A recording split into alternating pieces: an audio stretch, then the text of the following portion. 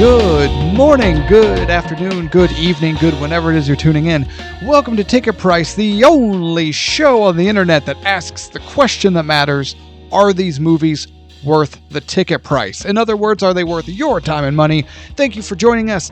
With you as always, I am co-host and forehead of the show. My name is Jake. With me as always, sitting across the way, co-host extraordinaire, and the only man who hits me with the sickest burns while we're off air. Tevis at Master Control. Tevis, how are you, sir? I want you to know that I mean it.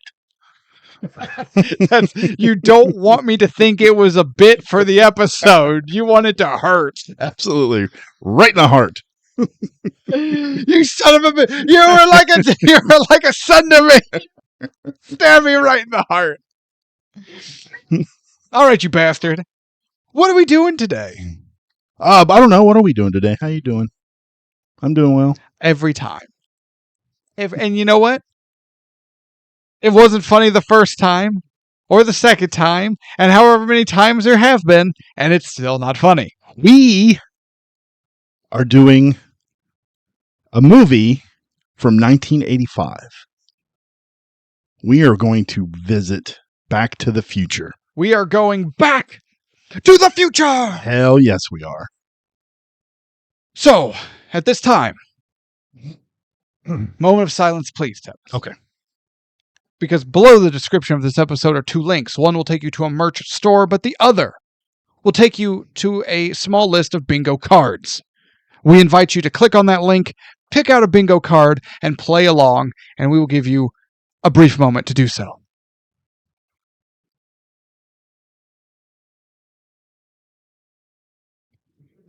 What's it? I can hear it squeaking over there. What was it? It's like, e. Oh, sorry. Okay, that should be plenty of time. If you can't work a hyperlink, just hit the flight attendant call button, and my friend Tevis will come over there and hit you in the head with a hammer because you are a. Yeah. Wait a minute, I can't finish that line. Get one of your grandkids to help you. I can't finish that line. Thank you, 90s comedy. Remember Tommy Boy? No. Was it Tommy Boy? I don't remember. I think it was. No, Black Sheep. Was it Black Sheep? I think so. He's a big dumb animal, folks. Oh no, maybe it was Tommy Boy. It was Tommy Boy. It's been a while since. Because that's how they were getting to Chicago to meet with Dan Aykroyd, isn't it? Ray Zelinsky. Yeah. Is that his name? The Brake Pad King. Yeah. Okay. Something like that. I think you're right. Okay. All right. Well, with bingo boards ready, let's dive into Back to the Future. As Tevis said, 1985. Written by Robert Zemeckis and Bob Gale. Directed by Robert Zemeckis. Red flag. Yeah. Writer-director. Writer-director. It's a red flag. Starring Michael J. Fox and Christopher Lloyd. And others. They're not important. Claudia Wells. Who? Played Jennifer. Thomas F. Wilson. Jennifer's barely in the movie. Yes, but she's better than the other Jennifer we got. There's another Jennifer? Yeah. In Back to the Future 2 and 3, she was replaced by Elizabeth Shue, which I love Elizabeth Shue. Who? You don't know who Elizabeth Shue is? No. Name something that isn't Back to the Future. Adventures in Babysitting. No, I never saw it. I'm not an 80s kid. I don't have a nostalgia for all these terrible movies like you do. Thomas F. Wilson plays Biff. Yeah. Leah Thompson plays Lorraine. Crispin Glover. Fuck Crispin Glover. Fuck him and his untalented fucking ass. Technical difficulties. Fucking Crispin Glover. Don't even start. Crispin Glover is awesome in this. Are you kidding me? Are you kidding me? You are out of your mind. No, I'm not. You're out of your mind. Oh, my God.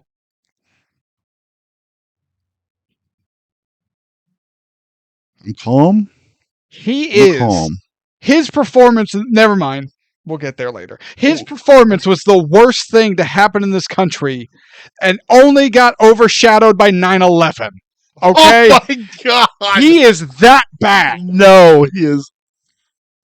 We'll save that. I hope he dies. We'll save that. His performance is so bad, I actively wish he dies. Well, George McFly does die in the next one. But also, Wendy Jo Sperber is in this. Who? Plays Marty's sister, Linda. I just like saying her last name. Sperber. What's the brother's name? Dave. What's his name? That's what I meant. Mark McClure. Yeah. There you go. Plays Dave. Dave McFly. I don't know what else he's been in. No one cares. Look up the filmography of Mayor, was it Goldie, what's his name? Goldie Wilson. Goldie Wilson. Yeah. Oh, no, Mark McClure played Jimmy Olsen in the Superman movie. Which Superman movie? Christopher Reeves. Ah.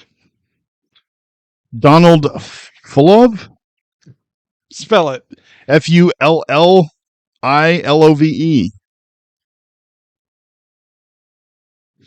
Sure. Fluve. Hey, he was in Back to the Future. Yeah, we know that. He was in Back to the Future 2. He was in Up? He was in Up? Like with my man Carl? Yeah. Played Nurse George. Oh, okay. Okay. I know exactly who he was. And then Mr. Peabody and Sherman. He was of additional voice. Wow, that's kind of generic. So thanks, IMDb. He was in the background. I went, Yeah. He was in Monsters Universe. Oh, never mind. Additional voices. My leg. He was in Kung Fu Panda, Secrets of the Master. Which one is that one? I don't know. Okay. Probably a direct-to-video. He does a lot of voice work. Good for him. Yeah. Can I continue, please? Sure. I don't know what's taking you so long, but okay. This segment. He was in Mulan as Hun. Hun. Which one? Hun. There you go. Getting through this section of the episode is taking about as long as it takes to watch anything with Crispin Glover. Except this movie. Because he was fantastic. You are anyway. Actively gaslighting me right now just to elicit a response that you know I'll give because I take the bait every time. You are a gaslighter. You are gaslighting me right now. Everything you say is a lie. You are a liar. You are a liar. You look good today. Thank you. It's my forehead. You know, I have the skin of a much younger man. It's in my closet. Is it in your freezer? No, it's on my forehead. Oh. All right. Made with an estimated budget of $19 million. In a worldwide gross. What do you think this movie brought in? Oh, like 975 billion. I don't even know. This movie seems like it was 979 billion is your guess? Yeah, that's my guess. All right. Well, unfortunately, due to Price is Right rules, you went over, so you do lose. But you were close. Your guess was 979 billion with a worldwide gross of $385 million. You were just I was close. Damn it. You were just a smidge. Just a little off. Missed it by a nickel. With 27 award wins and an additional 25 nominations, including an 86 nomination for the Oscar for Best Sound Editing.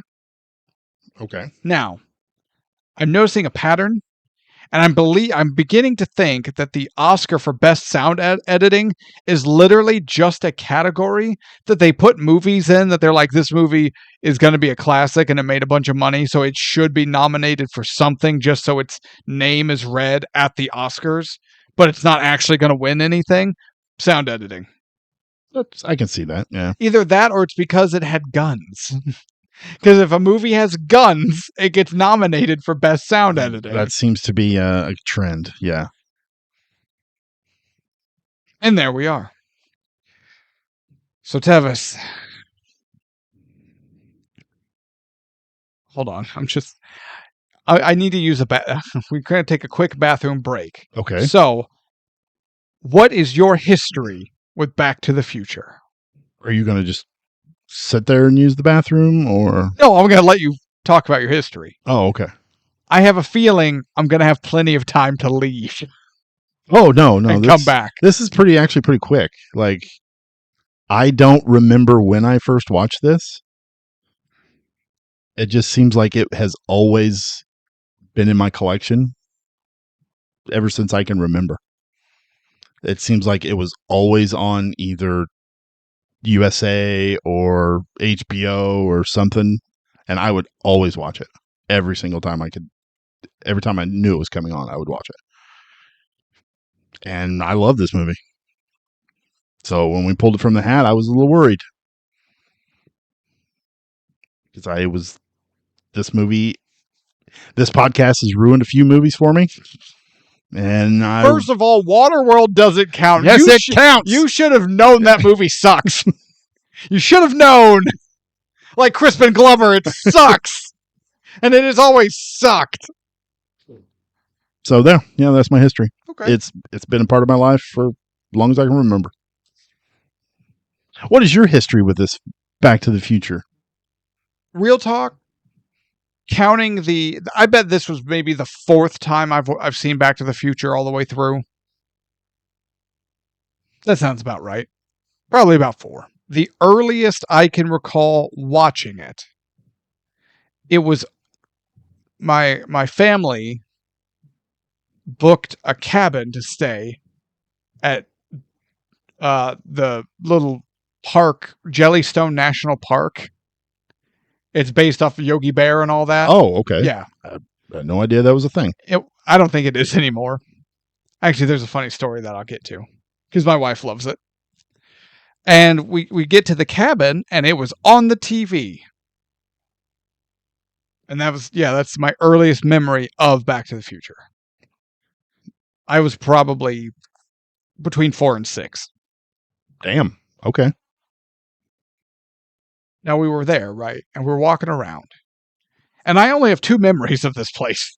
Back One, to the Future. Back to the Future and the log cabins, because I remember thinking cabin with bunk beds was cool. Yeah. And then second, we were taking a hike through the woods, as you would do. And there, just off the trail, was a discarded glass beer bottle. Now, my father thought for some reason he was going to pick up that bottle and keep it as a souvenir to remember our trip. Okay. As I recall, this place has a gift shop. At least I imagine it does. Was the bottle full of pee? No, it was an empty bottle. Oh, okay. Or was it? So again, my father sees discarded glass bottle, and that piece of trash is the souvenir to remember. So he picks up the empty bottle. Oh, wait. It wasn't empty at all. The inside of it had definitely been turned. It was either the inside of it or underneath it. I'm not going to lie, we didn't have time to investigate. As my father stirred up the biggest swarm of bees. And we were then chased and stung so bad as we were running through this forest trail to escape the bees. I felt like Nicolas Cage. Not the bee! Luckily, my mother was still young and spry enough and remembered her high school track days because my mother is very, very allergic to bees. Was she like Forrest Gump? You just turn around and she's like half a field down the way. So here's the thing. Bee swarm. So picture a cartoon bee swarm. And you're not far off. I remember Dad starting to run, which triggered me. And again, I'm between the age of like 4 and 6, something like that. And I turn, and my mom and brother are already down the trail, having left me. Did she like push you towards the bees to protect herself first? Feast on him! They sacrificed the youngest. Yeah. She's like, I don't have to run faster than the bees. I just have to run faster than you. Than the barely older than toddler. Yeah. So we're running. So I turn and now I'm running, right? I was running. And I remember running and looking back, and Dad finally catching up to me. He scoops me up. But now, A, Dad's not that fast. And B, he's now carrying me. So now he's really not that fast. Of the 4 of us, guess which half of the family got stung to hell? Hmm. And I'm not gonna lie, Back to the Future is kind of tied to that memory for me. That's fair. That's fair. So if you're out hiking and you see trash, don't take it as a souvenir. That's a terrible idea for multiple reasons. If you're going to clean up the litter, I applaud you, but please, please make sure you're not about to stir up a whole mess of trouble. We didn't want that smoke. Didn't ask for it. Got it anyway. But you got it. Okay. And yet I would still rather be stung by that swarm of bees than ever watch anything involving Crispin Glover. Well, it's a shame because you're watching Back to the Future. Speaking of which, clocks! There's a shit ton of clocks. There's a shit ton of clocks. And we see, as the camera slowly pans around Doc's clocks. home. It's not really an apartment. No, it's not his really garage. it's not really a house. No, it's the garage. Yeah, but doesn't he live in the garage? Like, he lost the house. Yeah, he lost the house. And then the house burnt down. Correct. Did Doc commit arson? Maybe. I mean, he's already shown that he is not really on the up and up. He's willing to get his hands dirty for the greater good. A little bit, yeah. I think he burned. So we see things, different inventions, very Pee-wee's Playhouse.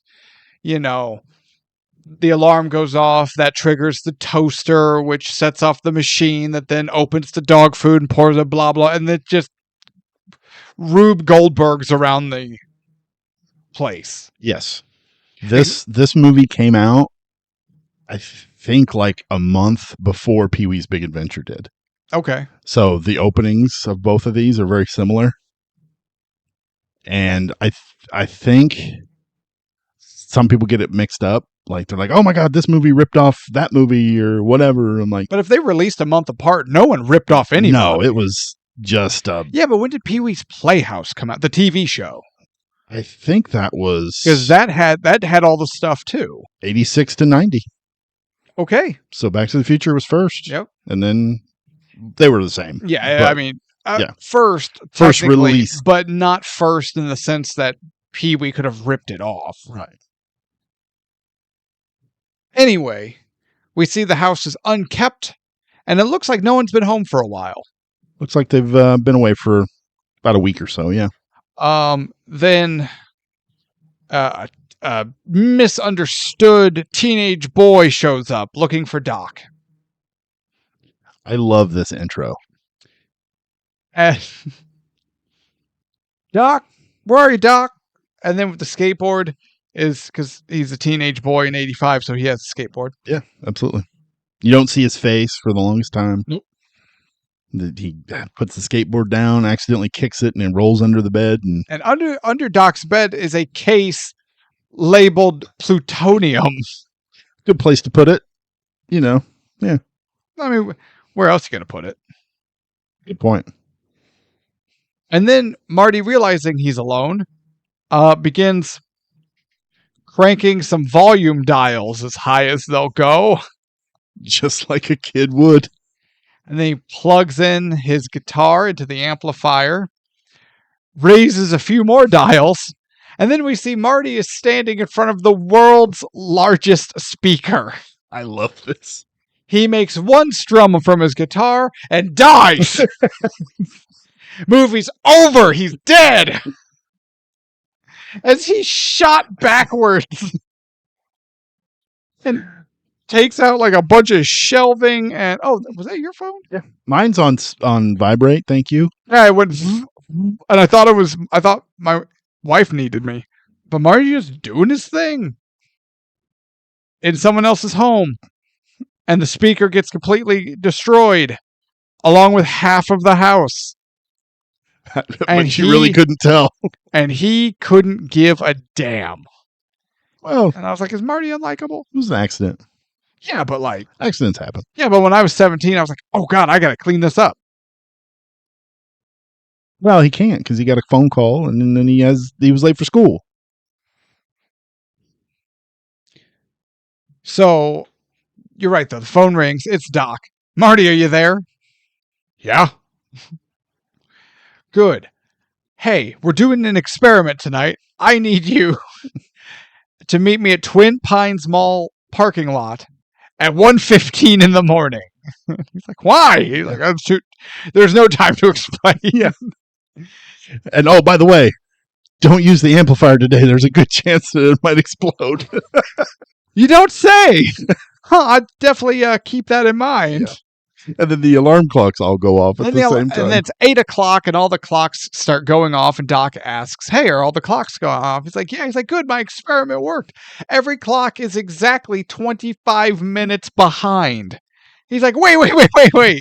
Marty is. He's like, you mean to tell me it's 8:25, not 8? He's like, yeah. He's like, I'm late for school, man. And he like hangs up and skateboards and to school. That's when we get the Huey Lewis. Great song. They paid for it and they were getting their money out of it. Hell yes. Although, I do enjoy me some Huey Lewis in the news on occasion. And, how do I put this? This was fine. Like, and not even Shelley, like, this was fine. It fit. It was fun. It worked. It's good. There are some where it's like, this is egregious. We've talked about it in other episodes. The music in movies? Where it's like, no, we paid for this song, damn it. Baby Driver. Yeah. But I didn't feel that with this. This was just, it was what it was. No, it was good. I enjoyed it. You know what we didn't get? Irritating opening sequence. You know what? We kind of did. Opening credit sequence. We did. With them panning across the clocks. No, that was establishing characters and tones and motivations and Doc's obsession with time. It wasn't just disconnected lights and moving bullshit and... It was... No, this was not an opening credit sequence as you were talking about, like in Leave the World Behind. Yeah. Yeah. No, I get that. No, this actually was part of the movie. Yeah, it establishes different beats to the story that we need. Yes. Without wasting a bunch of time. Bunch of exposition. You know what? At the time of this recording, the last Mission Impossible is coming out soon. Or it has come out.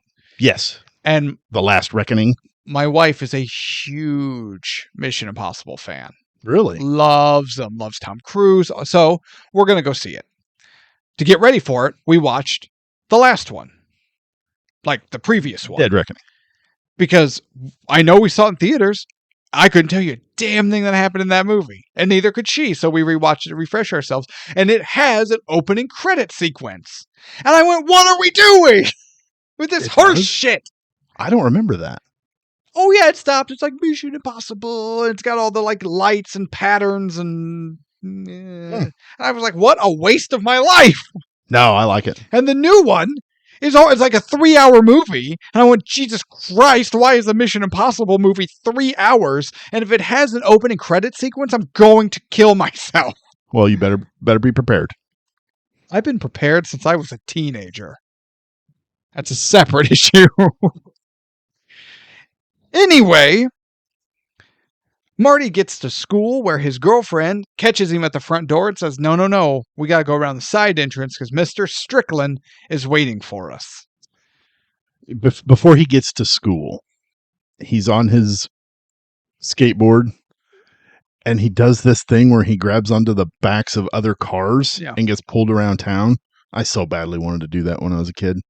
You've never done that? No, I never rode a skateboard. I could never get the whole balance thing right.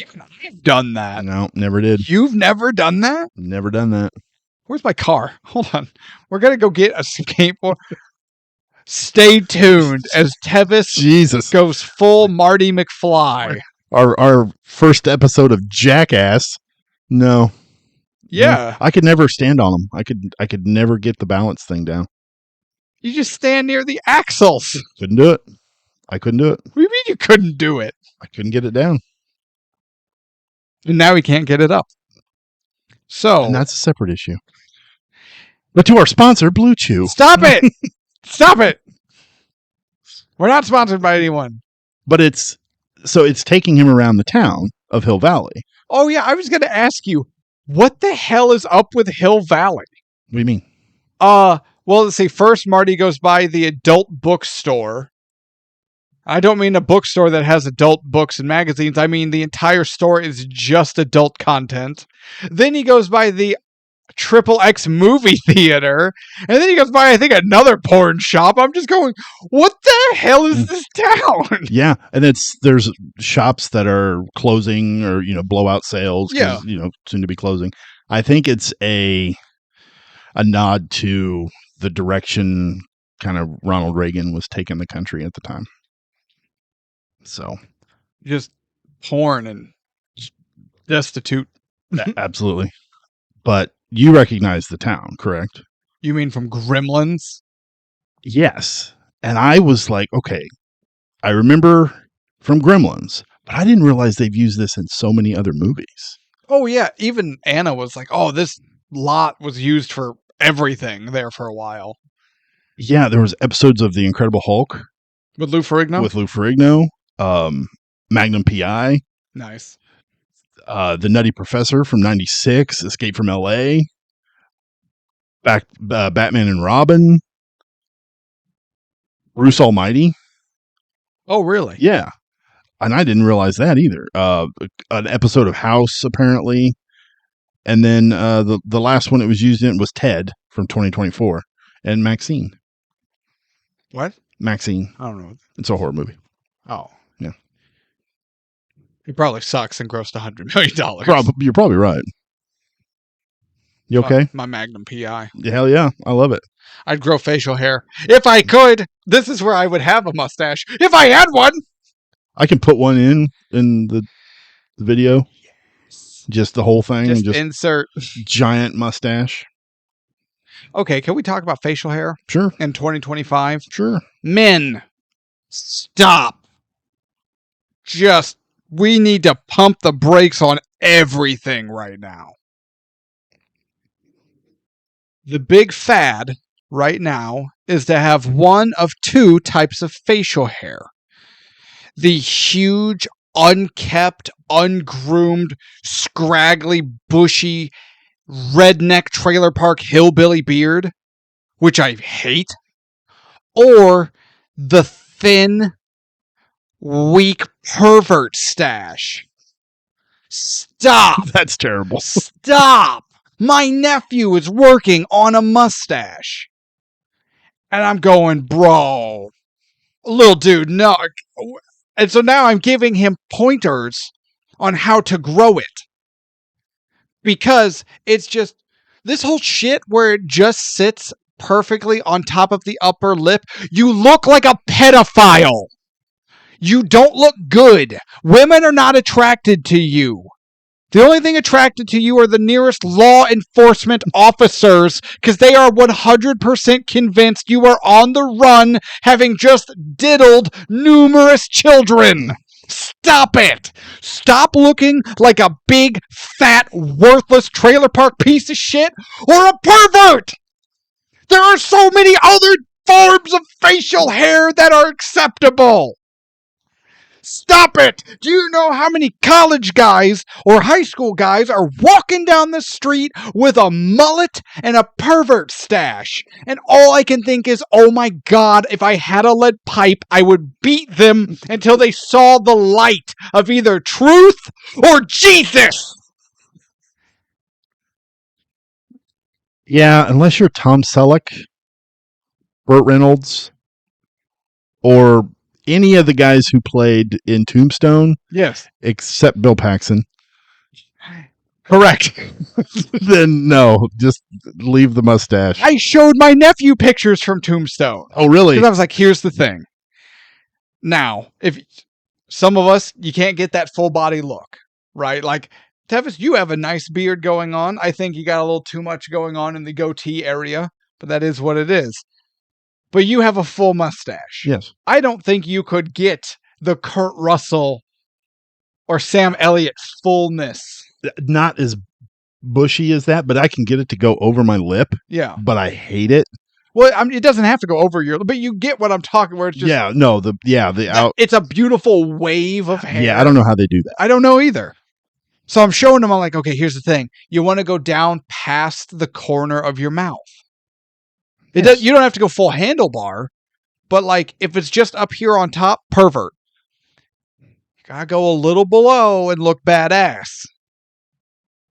But then you also have to be the cast of Tombstone or Tom Selleck or Burt Reynolds. True. So, Just where are we? we're at the school. We're at the school. Adult theaters galore. And Mr. Strickland catches Marty and Jennifer anyway. He has like a Marty radar, I think. Well, he's been doing this job a long time, Yes, he has. as we'll learn. And let's face it, he knows all the tricks. He knows all the ways in and out. There is nothing 17-year-old Marty can do or think of that Strickland hasn't encountered 1,000 times already. Yeah. At least 20 times every single year, somebody has tried to pull one over on Mr. Strickland. And they have failed every time. He is the T-1000 of high school principals. Yes, he is. Just always there. Marty gets his fourth straight truancy. I don't know right why. Up, and I don't know what it is about it, but every time he does it, I keep watching really hard. Like he pulls that paper off and he hands it to him and he just slowly pushes it up to his face. He tries to grab it, but he's like, nope, that's number 4 for you. So I don't know when I started it, but I've adopted that. So like when I go to hand stuff to people like paper like that, I'm like, here you go.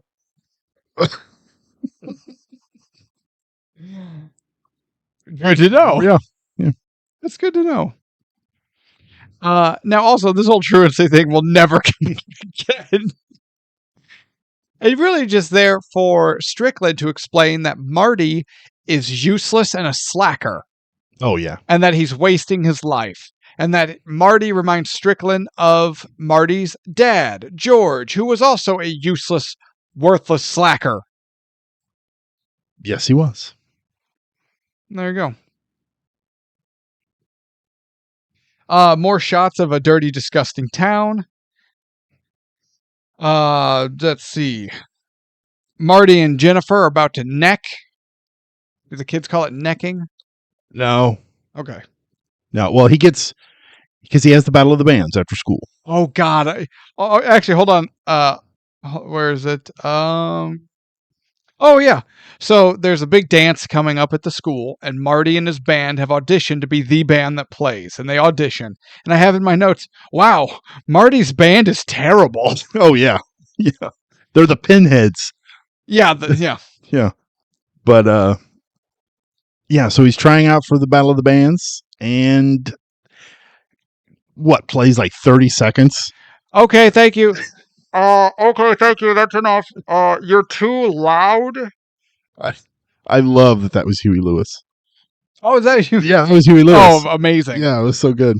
Sorry, guys, you're just too darn loud. Yeah. Like, he's playing your song. That's the point. I know. I love it. But also because they're really bad. They are really bad. But yeah, then Jennifer and Marty are Necking. Yeah, they're getting ready to. Or they're about to do some necking. When all of a sudden he's cock blocked by some woman with a donation can. Save the clock tower. She pulls a Strickland and gets it right up in his face. Starts rattling the 4 cents she has in there. Clang, clang, clang, clang. Save the clock tower. Yeah, but 4 cents went a long way in 85. In 1955, lightning struck that clock tower and it never worked again. And now our idiot mayor wants to replace it with something new and operational. The fuck? So obviously, we need to just shut that down and stick to this old broken piece of crap. Now, granted, that might not be how she phrased it. But basically, that's what she said. If it's broken, then it has historical value. If that were true, then we wouldn't need our sponsor.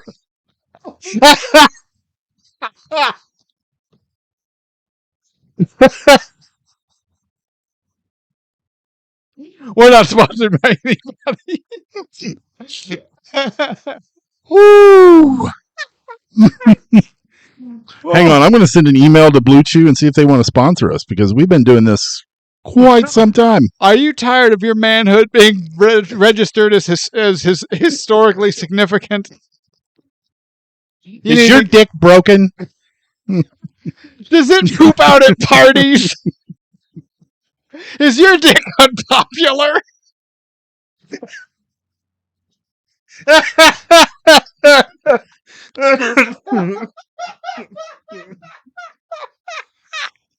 Oh, Jesus.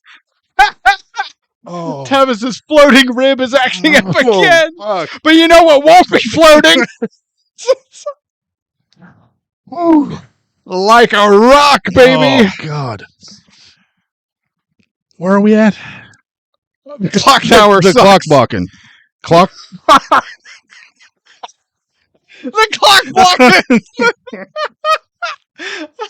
I meant to She say. was trying to clock block the mayor from getting a nice new That's one. Exactly. What a bitch. The only thing the mayor wanted was a working clock. He was tired of his clock not working. Oh my God, I'm crying. They didn't have Blue Chew in 1985. But in 2025, we do have Blue Chew. Stop it. We do not. We do not. Oh my God. Blue Chew can get your clock working. It's like a bolt of lightning that will get it working again. Oh, Jesus. Oh shit. Okay. Man, my hair's all fucked up. Ugh, don't you hate it when that happens? Mm. Oh my God. I'm in physical pain. Oh, can we all just take a minute? Let's just relax. Put the clocks away and I need a drink of water. We all need to just calm down. We need to calm down. We're having too much fun tonight. Oh my God. You doing all right, boss? Yeah, I'm fine. All right. My rib hurts. Now, Marty donates a whole quarter. A whole quarter, He Audrey. says, he's like,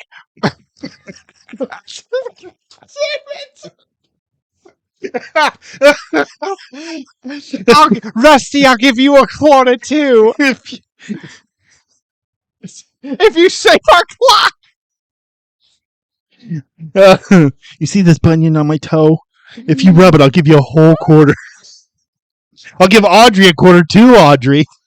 You see that clock tower, how it's not broken? I'll give you a whole quarter if you rub it. Well, we're not getting through this episode. May I continue, please? But they saved the clock tower, I guess, Sure. with a whole quarter. Raise enough money. Yeah. And Marty gets home to see Biff arguing with George about the family car getting wrecked. I can't believe you loaned me your car without telling me it had a blind Hey, spot. fuck you with the blind spots. I could have been killed. Look at who's gonna pay for this? I spilled my beer in the accident. Who's going to pay my cleaning bill? Biff is the worst. I love Biff. But that right there is the point.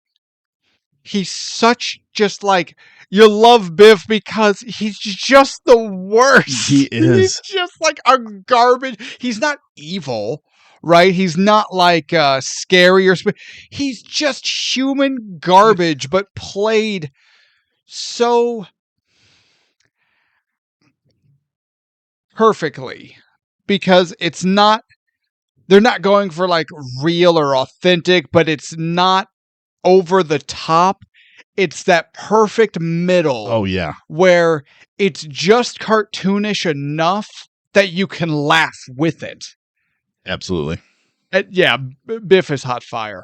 You know who isn't hot fire? George Linda McFly. Huh? Who? Uncle Joey? I don't know what he's up to. I imagine a real Andy Dufresne type scenario. Probably. And no, you're wrong. George McFly is great. No, he's not. This is one of those 80s delusions you people have. No. You people! No, Crispin Glover plays this character so horribly. Such a goofball. He cannot get through a scene. He is awful. Awful. No. You're wrong. You're wrong. You're not wrong. He's terrible. When I first watched this movie, around the first couple of times I watched this, I remember asking my dad, I'm like, how did they make them look so young from when they went from old to when they get back in time? I didn't realize that was makeup. Like the age makeup was so good. Yeah. With Biff, and George was just really, slick back hair and glasses, and Lorraine in the fat suit. Lorraine in the kind of the fat suit. And although honestly, I think the aging makeup on Christopher Lloyd is. Oh yeah. That's the best in the whole movie. Yeah, it looks good too. But Crispin Glover sucks. We'll agree to disagree. No, I'm reading my notes. Crispin Glover sucks. Oh, I'm reading my notes. We'll agree to disagree. Biff, Crispin Glover sucks. And then my next note, actually, the whole McFly family kind of sucks. Well, yeah, that's the point. But for point. different reasons. That's the point. Yeah. Although I will kind of, towards the end, I will have an argument about whether or not it was an improvement. True, but how do I put this? The McFly family is one bad day at the office for George away from being trailer trash. Oh, absolutely. Okay. Yeah. But we see Lorraine, the mom. She's an alcoholic. She is. George, the dad, is just useless as a human being and as an actor. And then you've got the brother who's like, I don't know how old he's supposed to be. He's clearly 31. He does. And works at like the Chicken Shack or wherever. I think it's Burger King. Based on his hat. Oh, is it Burger King? Yeah, I think it's Burger King. And then you've got the 29-year-old sister. I don't know how old she's supposed to be. She's clearly like 29. And it's just like, boys never call me. How am I ever going to meet a man? Yeah, now, for the longest time, I never noticed that Lorraine just has this giant jug of vodka that she just pours straight into the cup. Yeah. It just goes from there. It didn't even dawn on me that it was vodka for the longest time. Oh, really? Yeah. But yeah, she is just coping. And then she has this, when Linda is complaining about how she's never going to meet anybody, Lorraine's like, well, it'll just happen. That's like the way I met your father. And she's like, oh, that was so stupid. Grandpa hit him with the car. And she's like, yeah, what was it? George, were you bird watching? George not paying attention. Huh? He's like, what, Lorraine? What? Fucking great. It was so funny. But she tells that story about how they met, how she fell in love with him, how she felt sorry for him, kind of. And then George is watching, I don't even remember, the Honeymooners. Yeah. And turns around and starts laughing. And then you can see like Lorraine's face is just like, fucking kill me now. You know, when I wanted someone to kill me now was listening to Crispin Glover's forced laughter. Oh, I thought it was so great. Loved it. You are so drunk on nostalgia right now. No, even watching it again, it was just, it's so. And you watched it, you had more nostalgia to drink than Lorraine had vodka. Probably, but no, it fits the character. He's such a dork. It fits. Terrible acting never fits. Moving on, we finally meet Doc Brown. Question. Okay. So Marty shows up to the Twin Pines Mall. Yes. There's the trailer with the car in it. Yep. The car backs out. Yes. Doc opens the door and appears. Yes. How did he get in the car? To the top. I don't think that's a thing. Unless he saw Marty coming and then drove it in to get a dramatic Just effect waited. of him backing. Tell me Doc wouldn't configure some sort of nonsense for a dramatic reveal to his latest invention. No, I'm sure he would. He 100% would You do think that. he just, that's why he said be there at 1:15, so he pulls the car in the thing. And okay, Marty is habitually late, so he's going to be here approximately 5 minutes after. And here he comes. Click, click. And he drives it in. And he waits.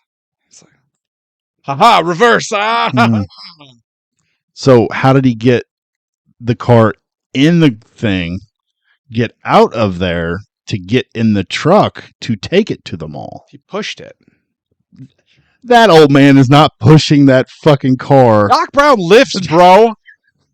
He just muscles it in. No. He's an inventor. You think he tied He tied Einstein to the he front? got gains so he can manhandle his inventions. Okay. Did you see the neck workout he was doing later on in the movie with his telepathy machine? Dude's gonna look like Mike Tyson. That's He's true. just gonna have this huge fortress of a neck. Looks like Brock Lesnar. Yeah. Okay. We don't talk about Brock Lesnar. I'm anymore. sorry. We're talking. It looks like Goldberg. Bill Goldberg. Go Goldberg. Kick Marty in the head.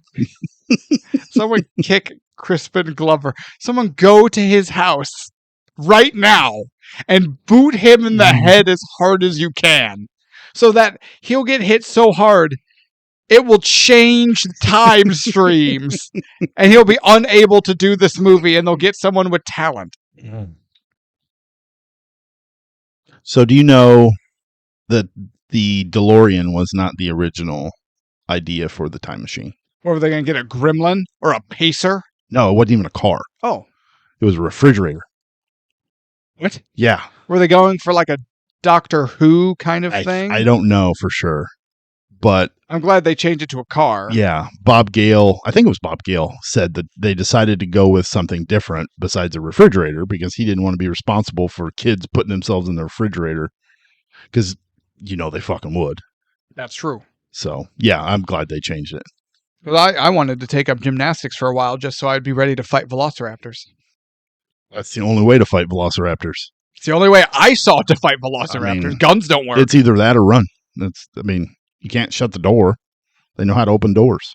Can't shut the door. Can't shut the door. You can't lock them in a freezer. So, we meet Doc Brown, and he starts talking about how he has invented a time machine, and everyone get ready, because he's going to send his dog Einstein to the future. Yes, he is. 1 minute into the future, to be exact. Precisely 1 minute. And then he does. Question. If you were about to ask me some sort of question based on time travel, the concept of time travel, the theory of time travel, the science of time travel, I don't have an answer for you. No, nothing like that. Okay. So when Doc has the car ready to go. Him and Marty get in the path of the car. Correct. The car's coming. Marty tries to get out of the way. He grabs him. And it grabs him. Was he trying to kill himself? Well, no, he was showing confidence in his invention and calculations, but given everything he risked to make it, if it failed, he was ready to go out, and he wanted to make sure his accomplice went out with His him. best friend. Yeah. He didn't want to go alone. I understand that. So he was ready for either eventuality. Okay. But how cool was this? The car speeding up and the lights and everything coming up. This looks great. What looks less great is Marty unrealizingly standing in a trail of fire. Yeah, that never looked good. I remember even back on the VHS days when it was grainy as shit. It didn't look good. And in Blu-ray, it looks even worse. It looks worse. But it still works. But the actual, like, the car going, and then you see the blue waves of energy and the time. That looks cool. So cool. And the actual design of so you got the DeLorean is what it is, but then the little modifications they've made to it, I'm like, you know what? It's cool. The DeLorean sucks. The Back to the Future DeLorean is iconic. Yes. So, yeah. Yeah, that's a cool car. Much better than a refrigerator. And a Gremlin. What about a Pacer? That too. Okay. But yeah, to answer your question, I think if Einstein had not gone a minute into the future, Doc was prepared to just be done. Yeah, his family fortune has been dwindled. Squandered. His house is gone. Well, first, was it foreclosed and put up for auction? Then it mysteriously burns down. I don't remember. I can't There's remember. like newspaper clippings of it, Yeah, but he the opening. lost control of the family estate. Yes. And then it mysteriously burns down. Whoops. Marty, I invented a flamethrower! Wait, do you think Marty helped him burn his house down? Oh, no, that was before Marty was around, I think. Okay. Yeah. Is Doc crazy? Yes. Okay. Yeah. Wait, does Doc have more street cred than most modern rappers? Yes. Okay. Okay. So, we learned that the only way to produce the 1 point something gigawatts. 21. What is it? 1.21. 1.21 gigawatts? 1.21 gigawatts of electricity. What the hell is a gigawatt? Is he needed to get plutonium. But the only way Doc could get plutonium was he made a deal with some Libyan terrorists. Libyan nationals is what he calls them. Libyan nationals. Because they struck a deal of some sort and believe that Doc is making them a bomb. Yeah. And what did he say? He put it in a casing with old pinball machine parts? Yeah. And passed that off as the bomb? Yep. Yeah. And stole their plutonium? Yep. That definitely happened. That wasn't a good idea. So the Libyans show up. And speaking of Doc having more street cred than most modern rappers, he pulls a gun. He pulls his own gun and goes to just like open fire. Doesn't even care. And then the gun just doesn't work. I was like, but he looks at it. Yeah. He looks down the barrel. Well, it can't be too dark and grisly. But Doc was going to ice those guys. Oh, hell yeah. He was going to clap some cheeks. Yes, he was. Doc Brown don't fuck around. Fuck around and find out with Doc Brown. Hit new podcast. He burned his own house down to prevent foreclosure. He stole terrorist plutonium. He pulls guns at the drop of a hat. He doesn't know how to use it, but he pulled it. The terrorists pull out an AK, kill Doc. Marty escapes in the DeLorean. There is a car chase in and around the parking lot for a little bit before Marty hits the oh-so-important 88 miles an hour and travels right back in time. He's at the farm. He's at, Old man Peabody and his Twin Pines. and his Twin Pines. He was going to, what was it Doc says? Has this crazy idea of breeding pine trees. I don't know what that means. What do you mean? Like he was going to start a pine tree farm? Probably. Okay. Unless he was trying to crossbreed different types of pine trees to make a new one. Okay. It's like cross-pollinating flowers. Okay. Yeah. Okay. It's simple genetic. Remember the Punnett square from high school? Mm. You got the big A. And I wasn't good at history. And the big, yeah, there it is. Yes, I know what you're talking about.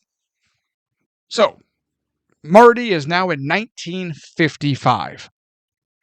People think he's an alien invader thanks to some comic books. Fucking comic books. Peabody shoots at him a little bit. Luckily, he's barely better than Doc with a gun. Slightly, yeah. And Marty gets away before ultimately the car runs out of gas. He parks it behind a billboard. Yes, he does. For the, what was it, the Lions Estate? Yeah. Where Which I think is where his house is, correct? Yeah, it's being built. Very soon it will be built. It's like just got a road. Yeah. But yeah, it's on its way. And now we see Marty walking through his town, and it's clean. It's nice. And it looks like a decent place to live. And I want to smack that kid on those moon shoes. You can't hate the kid for his era-appropriate moon shoes. Yes, I can. No, it was 55. Moon shoes were cool. No, when they were. Made their comeback in the 90s, they were less cool. Not uncool, just less cool. They were uncool. Did you have moon shoes? No, you fucking lie. Joke's on you. We barely afforded electricity. You think we had money for moon The shoes? way we had to exercise was pick up trash in the forest and take off running. No, that wasn't for exercise. That was for a souvenir because we couldn't get one from the gift shop.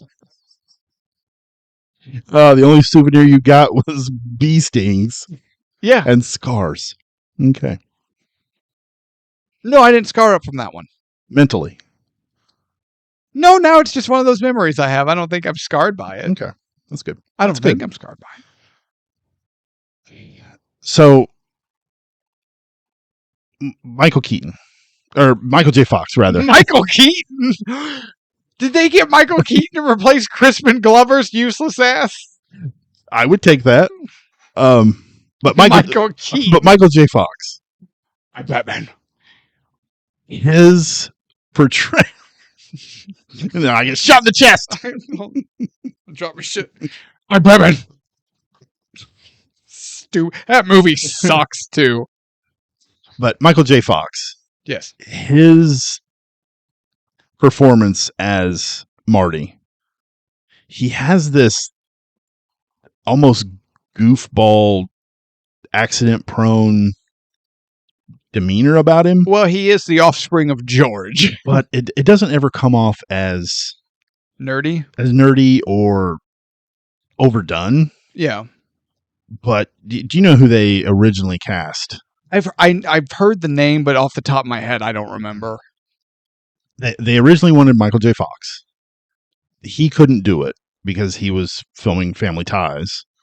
Great show. And the mom was out because she was giving birth. So the series was basically in Michael J. Fox's hands. So they went with Eric Stoltz. You know who Eric Stoltz is? No. He was the drug dealer in Pulp Fiction. You know, the adrenaline shot pin. I stab her 3 times. No, you don't stab her 3 times. You stab her 1 time. Yeah, okay, it was sure. him. And I've seen there's footage of it on YouTube. They filmed like 5-6 weeks. I heard they had done a huge portion of this movie. They did. But there's video of it on YouTube, and the main one that I watched was their interaction between Marty and Doc at the Twin Pines Mall. And if you watch those two back to back, Eric Stoltz, although there is no audio, you could just tell by his body language he's playing it straight. Like it's not. It doesn't, because you can watch just Michael J. Fox's performance and you can tell he's being comedic about it without it being cartoonish. Like when he starts slowly sidestepping away from Doc. Exactly. Doc grabs him. Yeah. Exactly. Or Doc just looks at him and is like, no. Oh, yeah, that's what it is. He's like, yeah, but they filmed so much of it. And there's another shot of them in the diner where he meets his father for the first time. And it's so just almost like it's a drama, and it feels weird. So they pulled the plug. Robert Zemeckis is like, this isn't working. Yeah. So they had to fire him after filming for 5 or 6 weeks, and then redo all of it because they finally got it to where they could get Michael J. Fox. Because Michael J. Fox ended up filming this congruently with Family Ties. Yes. Without taking a break or stopping either. Yeah. He was like doing my Family Ties during the day and this at night. It's like, Jesus Christ. But he was one of the most popular stars in the world at the time. So. Oh, yeah. Yeah. And for good reason. He's great. You know, he's one of those you don't often think of as like a child star, but like the early seasons of Family Ties. Like, oh, yeah. Yeah. He carried that show. So Marty's back in Thailand. Oh, so we're in Hill Valley. He makes it to the diner. He's got that stupid puffy vest, and everyone thinks it's a life preserver. They think he's like a Coast Guard member or some bullshit. And he makes it to the diner where he meets young George and young Biff. And young George and young Biff basically have the exact same conversation they had when they were older. Yeah. It's been going on a long time. I also really appreciate a lot of the times where we've got just static cam, Marty on one side, George on the other. They're not interacting at all, but they're doing the exact same like physical motions at the same time. Oh yeah, they have the same mannerisms. Thank you. They have they're in sync with their mannerisms. And I'm like, I actually really appreciate that. I do too. Do you ever have anything that you say or the thing that you do that you're like, oh my God, that's exactly what my fucking dad would do or all say? The time? Yeah, and I do it every once in a while, and it drives me insane. I mean, that is what it is. I don't know. For some reason, for me, it's like, it's almost like I'm not me. I'm like, God, stop trying to be your father. And it's like, that's not what you're doing. It's just what you are. Yeah. So I can kind of see like Marty is probably like, oh God, I'm just like my dad. Although he tries really hard not to be. He does. We move along and we find out that George is a creep. So Marty's walking through town because he's trying to find Doc. He's trying to find young Doc because Doc's the only one who's going to be able to help him. Yes, he is. Figure out how to get home. When he's walking by, and there is George McFly bird watching. Bird watching, yeah. By bird watching, he means having climbed a tree and is laying on a tree branch that looks into Lorraine's bedroom, and he, with binoculars, is watching her change. And I went, yeah, kind of a pervert. Kind of. This is Revenge of the Nerds level. Oh, no. Absolutely not. He's actively watching her change through her window with binoculars. No, it's starting to get there. Despite the fact you could see her clearly from the street. He's trying too hard. He's checking to see if she has any moles. Yeah. Yeah. No, George is a creep. He falls out of the tree, but Marty, instinctively, worried for his dad, jumps in the way, pushes George out of the path of the oncoming car, and then he himself gets creamed by the car. And the sound and the look of his head hitting the pavement. God. Not even the first time, but when he's like, and I just go, holy shit, his head just smacked that asphalt. That's what I was getting ready to say. Like, every time I watch this, it hurts me. Yeah. It gives me a headache. Like, dude is just going for it. He's like, guys, get the camera ready. We're doing this once. No shit. Once. That's like Mick Foley levels of shit. So now Marty has effed up the whole timeline because he has inadvertently taken his father's place in his family's history of events. Yes, he has. Because now Lorraine is obsessed with him, keeps calling him Calvin Klein because that's the name written on his underpants.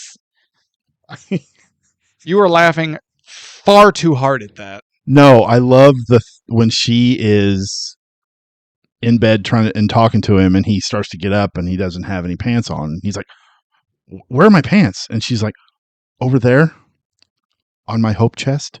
Yeah. I just love that. I don't know why.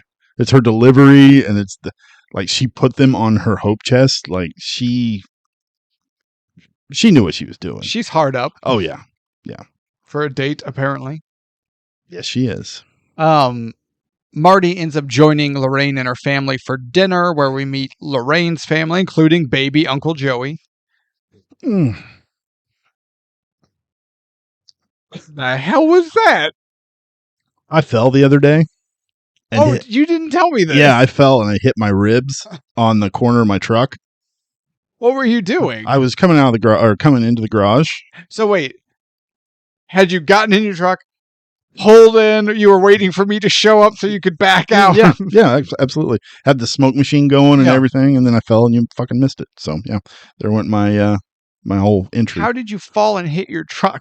Well, I had the tailgate down because I Okay. was doing some trimming and stuff, and I was changing the weed eater string on the truck, and I was carrying something in. I don't even remember what the hell I was carrying in, but I tripped. I have a strip that goes across the bottom of my garage. Yeah. So my garage door seals properly and also helps keep water out. And Part of sealing properly, I think, would cover that. I tripped over it and fucking fell, hit my side on the tailgate, and I thought I broke a rib. Yeah. But I laid there on the ground, slightly under my truck. I couldn't breathe for the longest time. It felt like an hour, but I know it wasn't. But I was just like, so now every time I take a deep breath or move the wrong way, I get like this sharp pain that shoots up my. I'm rib not cage? a doctor, but do you want me to take a look at it? No, it'll be fine. Do you want me to take you to the doctor so Nah, they can look at It'll it? be fine. It'll be fine. It hurts less now than it did a couple of days ago, so I'm good. Okay. Just rub a little dirt on it and be okay. Sure. Yeah. Marty finally makes it to young Doc Brown. Yeah, we get the dinner scene with the parents. Lorraine is desperate for Marty to stay. She aggressively grabs his leg under the dinner table, and I just went, "Oh my!" Yeah, and her dad is such a what's he say? 1950s dad. Yes, he reminds me of the type of person who would get extremely angry at Cracker Barrel for introducing vegan sausage. Like it he's but he even says like he's an idiot. He comes from upbringing. He's like, Lorraine, you ever have a kid that acts that way, I'll disown you. His parents are probably idiots. Yeah, his too. parents are probably idiots too. Yeah, I thought that was really good. No, so he gets Lorraine's dad gets one of the best lines in this whole movie. Do you know what I'm about to say? He creams Marty with the car, Oh, yeah. and he's like, Martha, whatever the wife's name is. One of these goddamn kids jumped in front of my car again. Yeah, another one of these kids jumped in front of my car. How many kids has he hit with his car? How many of them were in the tree peeping at Lorraine? How many of them were George? Yeah, I'm like, close your curtains. No, she knows what she's Oh, doing. Yeah, she does. We find out she's a little trampish. Yeah, but like not at the same time, not really. Yeah, she wants to be really bad. Just not with Biff. Just not with Biff. I don't blame her. I don't blame her either. We meet young Doc Brown. He's got this big crazy headset on. He's like, don't tell me anything. I'm going to read your mind. And he's like, you are here. And he starts saying all this stuff. He's like, Marty's like, no, Doc, I'm from the future. We're friends.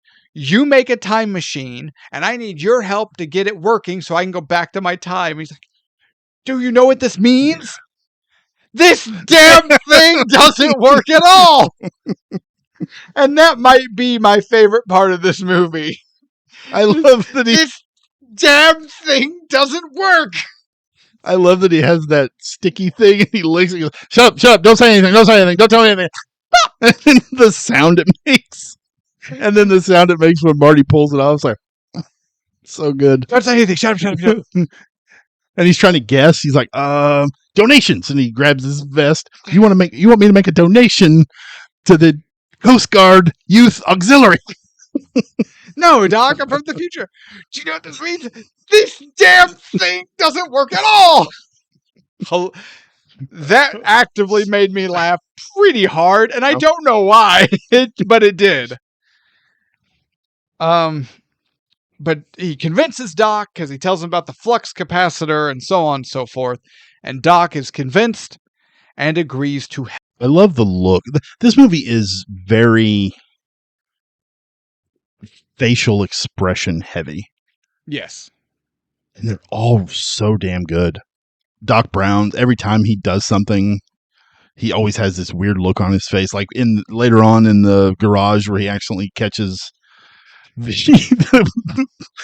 thing of it's just like it just goes.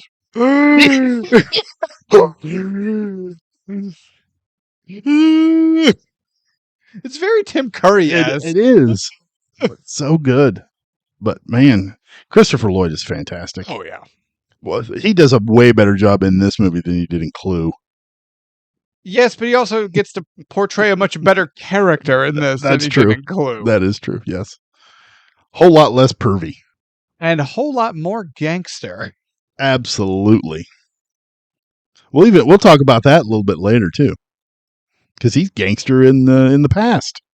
Oh yeah, he is. Yeah. Are you talking about his permit? Exactly. His permit to conduct weather experiments? Yeah, it's right here in my wallet. Let me see if I can find it. He dead ass bribes a cop. Yes, he does.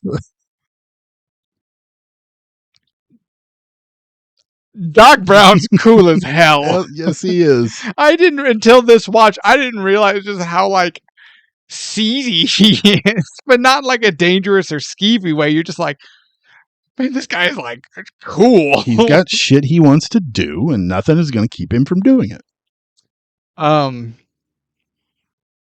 So Marty learns that he's effed up the future, and he's got to get his mom and dad together. So when he's talking to Doc and trying to convince him that he's from the future, he shows him the picture of his brother and sister. Yes. And I never noticed this before. And I don't know if it's because I've watched it so many times in just shitty quality. But, and also too, your eye is supposed to focus on her sweatshirt because he says, look at her sweatshirt, Doc. It says, class of 84 or something like that. But his brother, his head is already starting to disappear. Because that's when Doc's like, this looks like a 2-bit phony photography job. So good you didn't even add your brother's hair or something like that. Yeah, and see, when I had always heard that line, I always took it as the brother's hair just looks shitty. Yeah. I didn't realize he was already starting to disappear. I just thought he was making fun of his haircut. But I kind of did what you do. I watched it with subtitles on. So when he says that, I'm like, holy shit, how did I never know that? Pisses me off.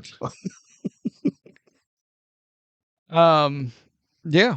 So Marty realizes he's got to get his dad to ask his mom out and get things going. They have to have their first kiss at the Enchantment Under the Sea dance to right the wrong. Realizing he needs to shock George into action, Marty redons the alien-esque, not Alien the movie, but the extraterrestrial looking radiation suit. Yes. and then puts his headphones on sleeping. How did he get into George's room? I can answer that question. Okay. But go ahead, and then I will. Cranks the volume all the way up on his Walkman and plays Van Halen. You know what I never noticed before, and it actually irritates the shit out of me? What? That Marty, of all people, has it listed as written on the masking tape on the cassette, Edward Van Halen. Yes. That irritates the hell out of me. Why? No one calls him Edward Van Halen. It's Eddie Van Halen. His name is Eddie. Yeah, I think there was some issue with rights. I'm not sure. Oh. Yeah. So they went with Edward? Yeah, I think so. Okay. But at that point, I'm like, just do somebody else. But I don't know. I mean, it's 85. You could have done anybody. Yeah. So, I don't know. That never really bothered me that much. Although, would it have hit different if it was like Ted Nugent? Perspiring Theodore Nugent. Theodore. I like that. Yes. Get it? Perspiring. Yeah. Sweaty Teddy. Yeah, I get it. I don't think he gets it. Yeah. I had an art teacher in high school who'd always complain about rock music and music being too loud. He's like, I once went to a Ted Nugent concert. It was 3 miles away from my house and I could hear it as if I was there. And I was like, that's cool. And he's like, no, it wasn't. Yeah, but it was Ted Nugent. So it wasn't. He and I didn't see eye to eye on a lot of things. I can imagine. A lot of talks about him having mysteriously visited Canada during a particular war. Okay. I don't know why that was the rumor, but it was. So you're wondering how he got into George's room. Yeah. The Blu-ray copy of the trilogy that I have has deleted scenes as an option to watch. So I was like, as most do. I'll watch this. I mean, normally I don't really like the deleted scenes because they're deleted for a reason. There's multiple deleted scenes. Some of them are just extended scenes. This one is one of them. He climbs, Doc drops him off, or parks in the driveway. He climbs up the lattice work, crawls in through the window. We don't see him do that, but we see him, it starts off with him putting the headphones on just like it normally does. But it has a weird chloroform scene. Like, that's how he knocks George out so he can sneak out. And Marty drugs his dad. Marty drugs his dad. And then he climbs out the window, crawls across the top of the latticework, and drops down into Doc's convertible. And that he looks at Doc and he's like, man, you weren't kidding. That chloroform really works. Because then in the next scene, of the movie, George shows up in the street and he's all disheveled and he's like, Marty! And he runs across the street and Marty's like, George, where you been? You weren't in school today. I overslept. That's why he overslept. He got drugged so damn hard. He went to the money school of dosaging. Exactly. He almost killed his dad. That would have definitely ruined the time. That would have put a bigger hiccup in the whole. Would that have killed Marty instantly if his dad died? Maybe, yeah, I think so. Maybe he would have, as soon as he removed the rag of chloroform. He has that shitty hand that disappears right away. Oh, don't pick on the 1985 disappearing hand. That is shitty. It was shitty then. It's shitty now. Stop it! Can't defend itself. It's when you pick on someone that can't defend themselves. It's just mean. It's all right, Biff. Quit going full Biff. But this movie has a couple of deleted scenes that I'm like, oh God, I'm glad they deleted that. It's terrible. No, the chloroform should have stayed. No, it's terrible. It's terrible. So Marty and George meet up again. Like you said, Marty, I overslept, blah, blah, blah. They're working on George getting his confidence to ask Lorraine out. They're at the diner. Biff comes in. I love this part. Marty trips Biff, and it's on, and Marty steals that kid's scooter, turns it into a skateboard. Then we get the chase scene that ends in the iconic manure truck. Two things. Manure truck. This beginning of this, when George goes in and he's all kind of got some confidence, and he goes up to the diner bar, and he's like, Lou, what's he say? Milkshake, chocolate. And Not even milkshake. Lou, milk. Oh, that's right. Chocolate. That's right. That's what it was. And it slides across the thing, and he grabs it. My wife just turned and looked at me when he ordered that, and I was like, what? Chocolate milk is delicious. It's the best. I'm going to have some chocolate milk when I get home. But it's so cartoonishly dumb, but it works. I love it. You know my biggest problem with George McFly / Crispin Glover is? What's that? He could have been Screech in Saved by the Bell. There is no damn difference, both in quality and general character work. Screech is a little smarter. No, I think George is really smart. Screech actually makes inventions and doesn't look in girls' windows. George is a writer. So, I wrote a book, and writing a book has nothing to do with intelligence. Okay. Number 2. Okay. This whole skateboard scene is so damn cool. It actually is, yeah. So damn cool. And I was at the store the other day, and I saw your fat ass skateboard. Oh no. Okay. I saw the coolest Hot Wheel I think you'll ever see. Okay.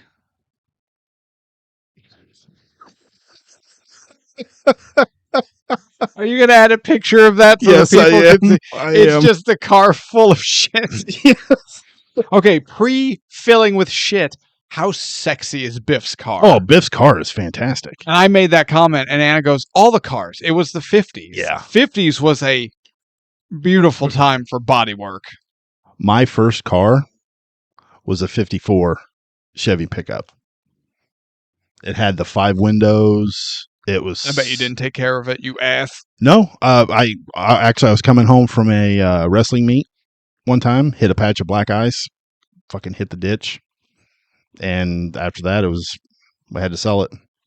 But man, no, that truck was fucking sweet. Yeah.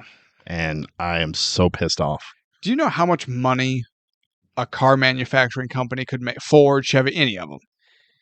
If for, let's say, a 3 to 5 year period, they released a retro collection.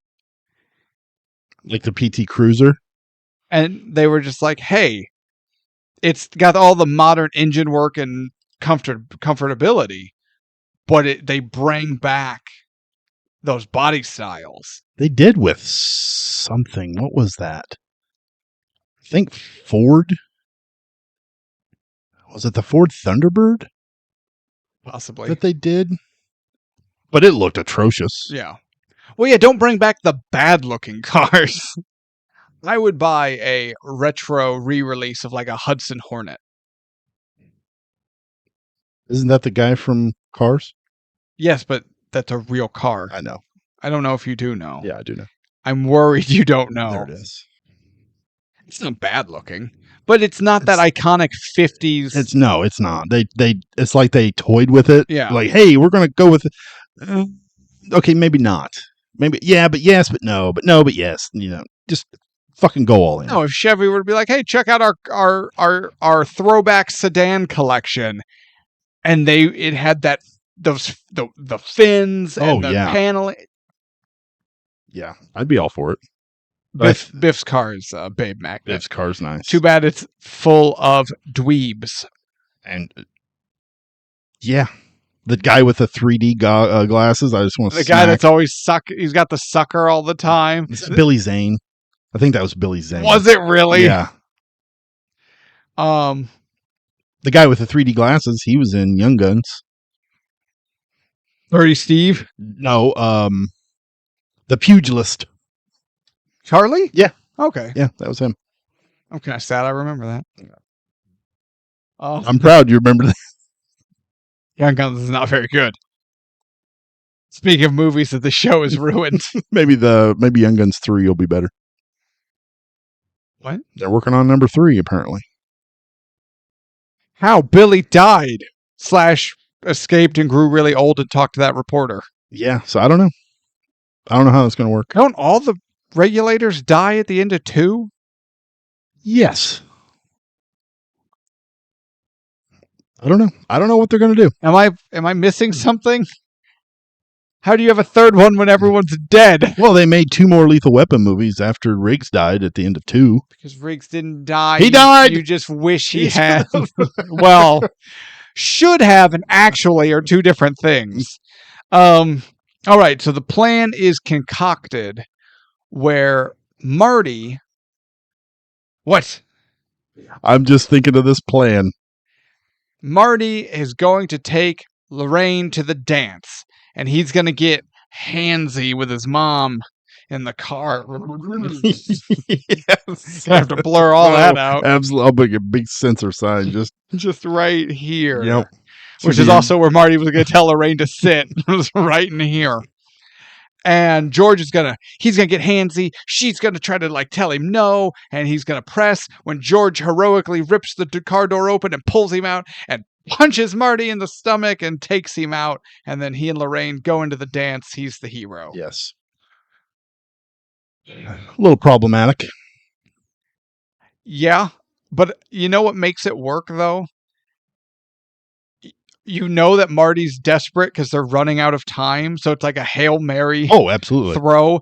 And how you could just see at all times how badly he's dreading it. Even when he's initially talking to George about it, he's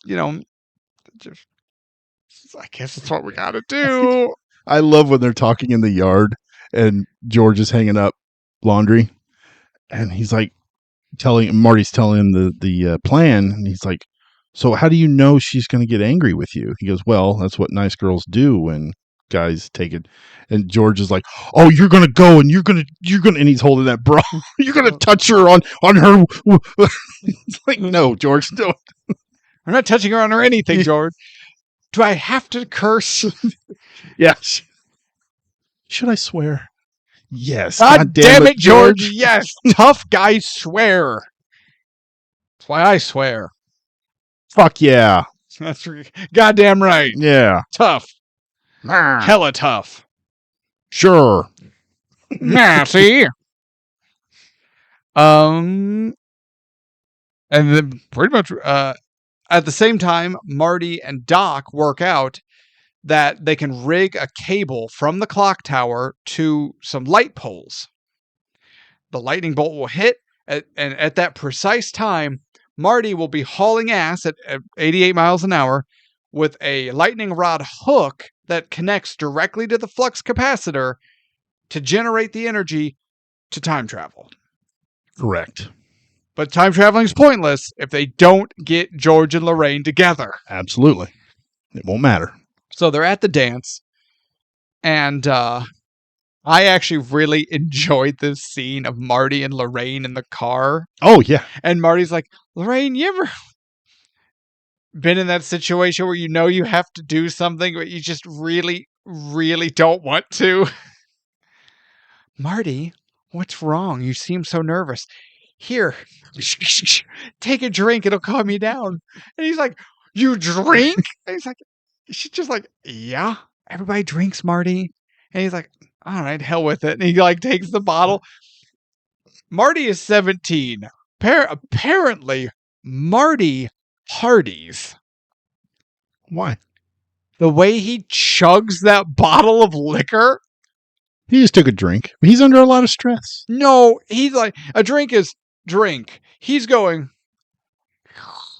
Well, you know what? He thinks maybe if he gets a little drunk, he'll be able to do what he's got to do. I don't think it would have hit him. Marty parties. Maybe does. And then he looks over while drinking and sees Lorraine lighting a cigarette and does what has to be one of the Mount Rushmore spit takes of all time. Oh, absolutely. And it just comes out so fully and perfectly as he spits his drink all over steering wheel.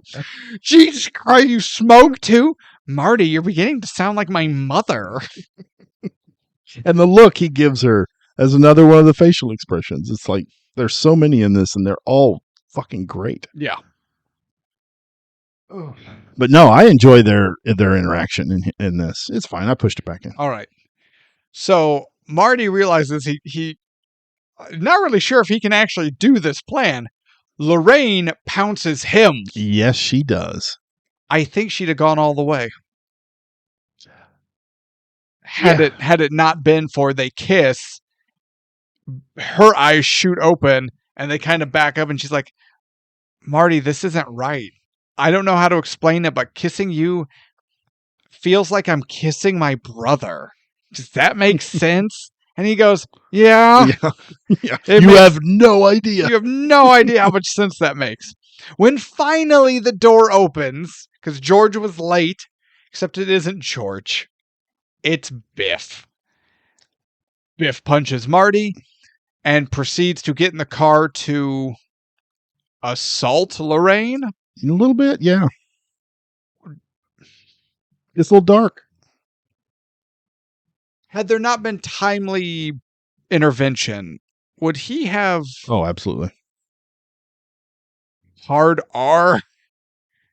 I 100% think so. I kind of do too, and I just went, Jesus Christ. Yeah. And the three dweebs take Marty and lock him in the trunk of the band's car, the band that's playing at the Under the Sea dance. Marvin, Barry, and the whatever. Yeah, and that one guy's like, hey, what the hell are you doing in my car? He's like, beat it. Stop it. Stop. Dude. Hold on. No, he didn't say dude. No, he doesn't. We're going to talk about it. Yeah. We're going to talk about it because I forgot this happened. I forgot this was in here. I forgot the line. Oh my God. This didn't age well. It's the time, though. That's the thing. Yes, this happens in the 50s. He uses a 50s term. I'm going to quote the movie here. Yes, you are allowed. Beat it, comma, spook. This doesn't concern you. My mouth dropped. Yes. I don't remember Back to the Future dropping racial slurs. Oh, yeah. Yeah. But I love the car doors, all four of them open. It's on. And these guys get out and the cloud of smoke, and they're just like, what did you just say? It's like, whoa, we don't want no trouble with reefer addicts. They clearly had just watched Reefer Madness in class. It leads to worse things. Like eating children. Yes. God. Movie is so dumb. Didn't you watch that? I watch feel that. like you told me a story where you watched I had to watch that in college class. just as a, hey, I don't remember what it was for, but I had a couple of college classes, like movie appreciation classes. One was a complete monster movie course, but then another one, I can't remember what the other one was. that has to be the only college course you got an A in. Oh, absolutely not. No. What? No. B plus? No, I got A's in a lot, actually. Oh, okay. Nothing that was, like Important. math or some shit. Something STEM based. No. I did get a B plus in psychology, though. Ah. Yeah. Maybe you should go back and go into that. Fuck no. God, I just spit everywhere. Relax, I'm Marty. like Marty. I'm not smoking over God. here. Jesus, you smoked? Ooh. You sound like my mother, Tevis. Tell me you just got a glowing grade in your monster movie class. Oh, yeah. I got a Okay. good grade in that class. It would be like if I had done poorly in my rock and roll appreciation class, which I didn't. I got an A in that class. Oh, yeah. Because it was rock and roll appreciation, which counted as my music credit. You just had to go in and be like, I appreciate music. Okay, good. A. No, F music. We're looking at rock and roll. We're talking about sex, drugs, and rock and roll, baby. Hell yeah. Those were the most interesting essays I've ever written because the people I was writing about. Oh, I bet. Oh. Anywho, George finally shows up, and all right, mister, you take your damn hands off of her. And I did a better job delivering the line than Crispin Glover did.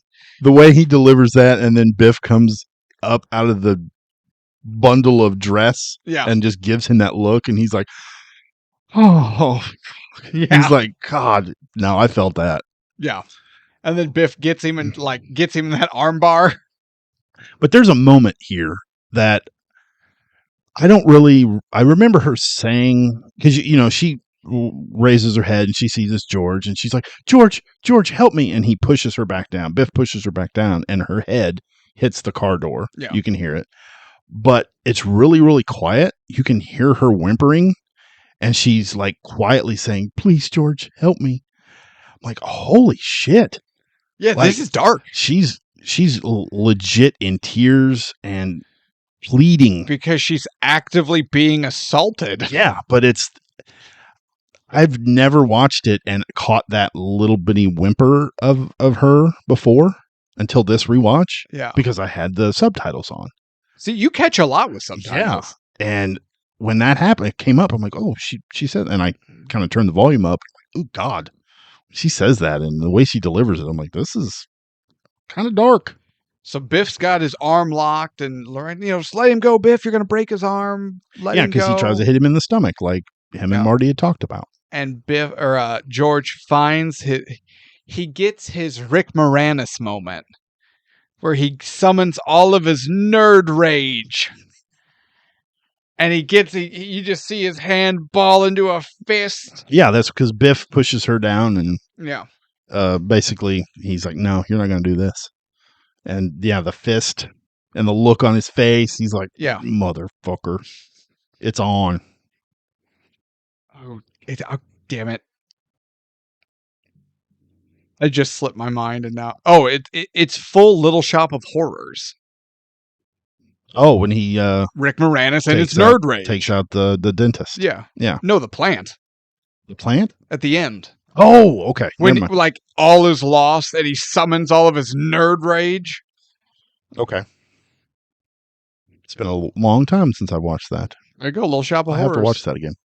Although the movie gives it a much happier ending than the actual musical. Yeah, I remember watching the play, and it's like, this isn't how the movie ends. No, was it? Oh God, what's the plant's name? Audrey. Yeah, Audrey 2. Yeah, takes over the world. Yeah, a little dark, a little bit, but not as dark as this. No, because the plant doesn't assault anyone. Yes, with its penis. Well, Biff didn't either yet. I'm sure the zipper was down and things were about to get unleashed. We are not talking about unleashing anything right now. But George knocks out Biff and saves Lorraine, and all is well. I love when he finally does that swing punch, knocks the shit out of him. How Biff spins around and the camera catches him spinning one direction and spinning back the other way. It kind of makes you dizzy. Yeah. But it's so cool, and he slides off the car and he's done. Yep. Yeah, loved it. And then George and Lorraine go to the dance, but it's weird. It's awkward. The band can't play because to free Marty, the guitarist hurt his hand, can't play. So Marty plays the guitar on their behalf to play the slow dance song. So George and Lorraine will dance, have their first kiss, and save the future. And while George and Lorraine are dancing, this obnoxious fucking ginger shows up. He's like, get out of the way, McFly, I'm cutting in. And I'm sitting there watching going, George, you just knocked out Biff. You don't let this dirty little ginger tell you your business. Yeah. Yeah, he does, though, for a minute. Yeah, until he's like, yeah, he's like, my way, it takes him a minute. And he shoves the kid to the ground. Love it. I did too. Yeah. I was like, hell yeah, George. Good job.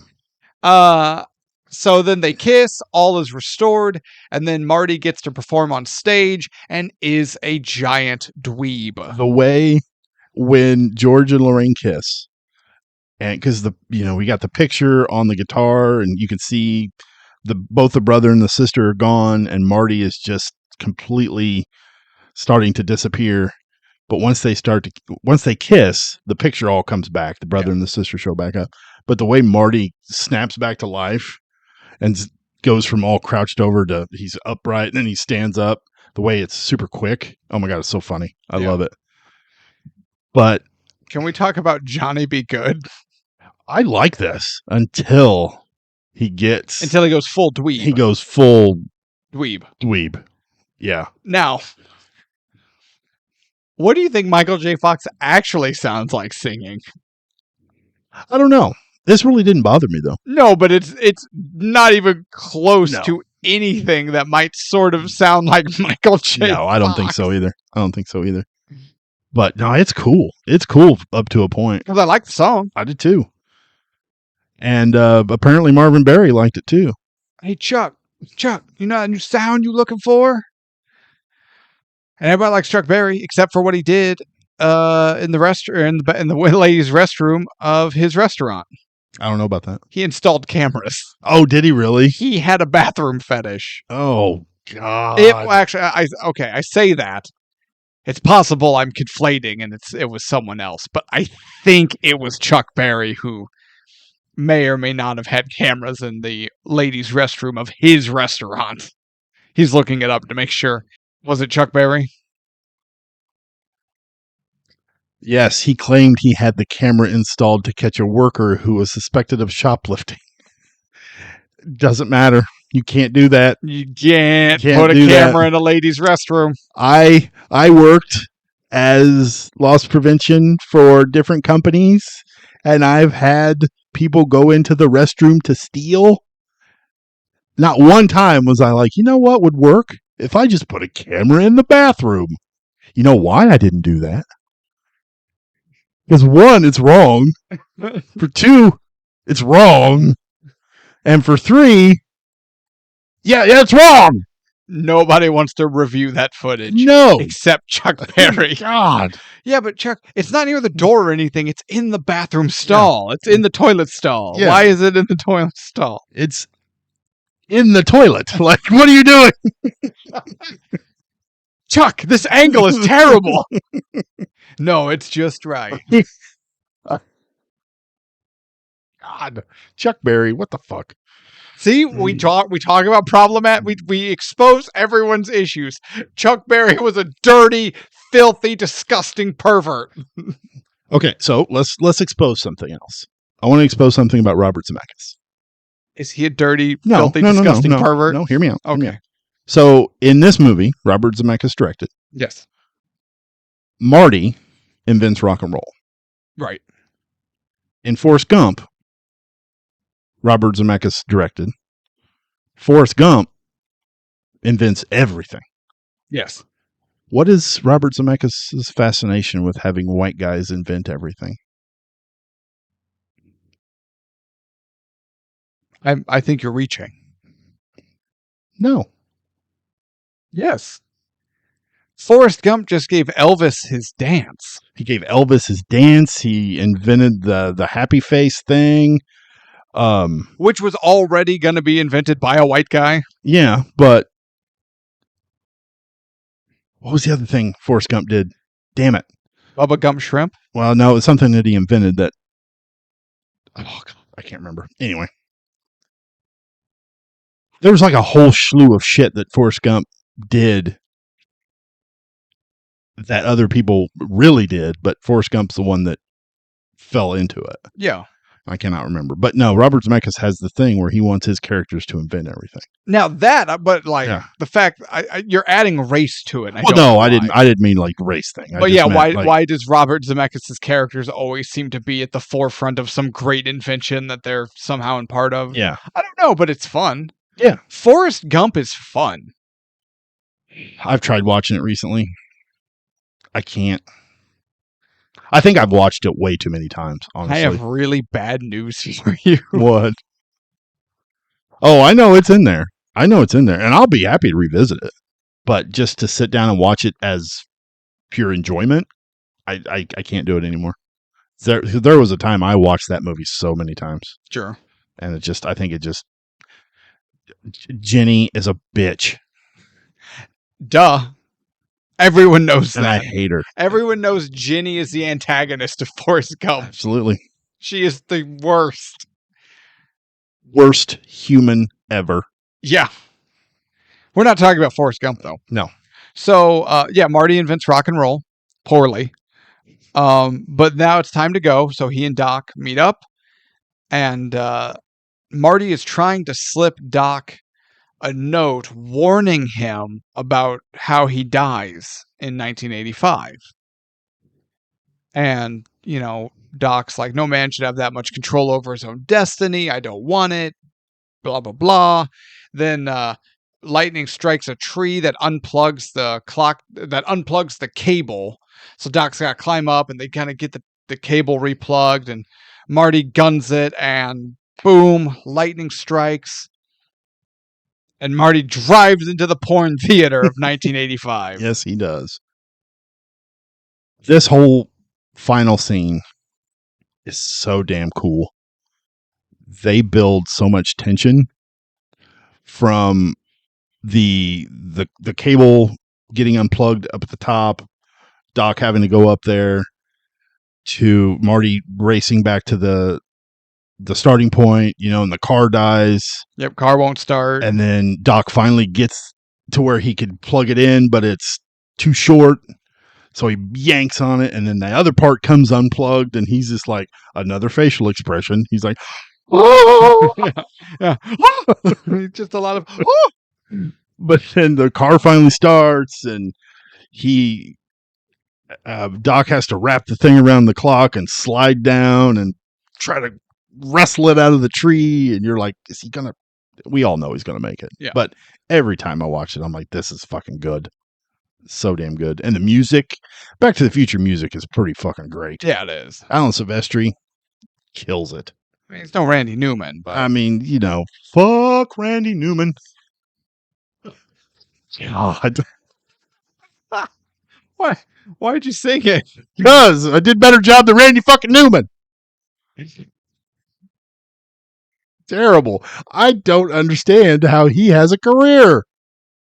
I believe it. Is he still with us? I don't care. Look it up. No. Look it up. No. Look it up, computer monkey. Oh, fuck up my Look algorithm. up Randy Newman. Randy Computer monkey. Newman. Dead. Nope, he's still fucking around. He's 81. With this, you got a friend in me money. God. He's still fucking around. What's that other song that he has that I heard the other day? And I was like, this is a fucking terrible song. Oh, I Love L.A. I love L.A. Oh, God, you're such a shit. The worst.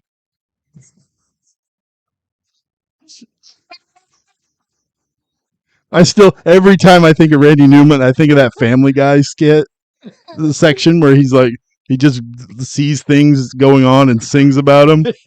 Two guys sitting in a basement talking about movies. Now they're talking about Back to the Future with Michael J. Fox. Yeah. Ugh.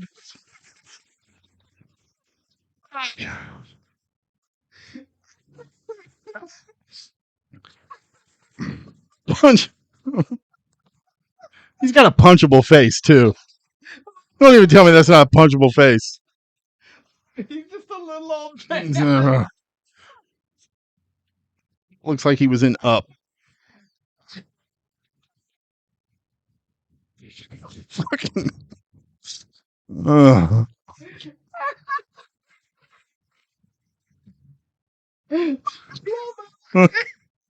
Have you heard that?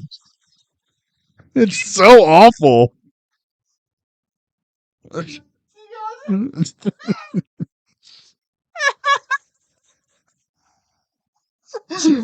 Trying again. Oh, oh shit! You're shiny. I'm sweaty now. Jesus Christ. With the lights bouncing off of you, it's like I'm staring into the sun. Oh my God. You got like the halo from those Jesus paintings. Thank you. Oh, All right. no. Okay. That was the funniest shit to me. There's a reason I keep Randy Newman tucked in the back pocket. Pull him out every couple of episodes. Oh, my. But, yeah, no, Marty makes it back, and he makes it to Lone Pine Mall. Yeah, because he decides to. Because earlier Doc says it would be instantaneous for Einstein because it's like he never left. Right.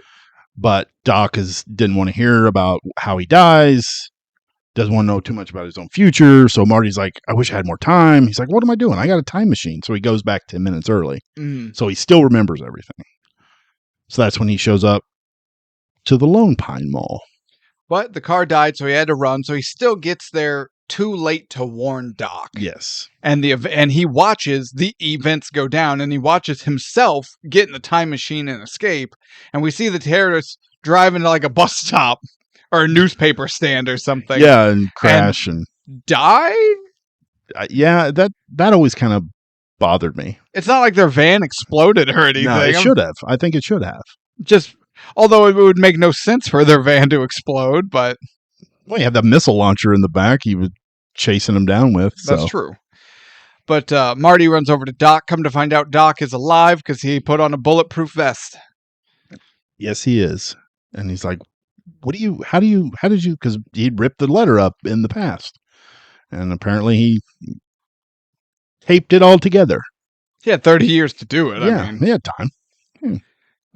So they're together. Marty then races back home, falls asleep, wakes up the next morning to come to find out his brother Dave is not dressed in the chicken hut, Burger King, whatever it was. Burger King. He's got a suit on. And he's like, Dave, what the hell are you wearing? He's like, Marty, I always wear a suit to the office. And while at the same time, Dave and their sister Linda are arguing. He's like, Linda, I'm not your personal message. You got Randy Newman syndrome. I don't know what that means. Well, you sounded just like Randy Newman as you're trying to talk.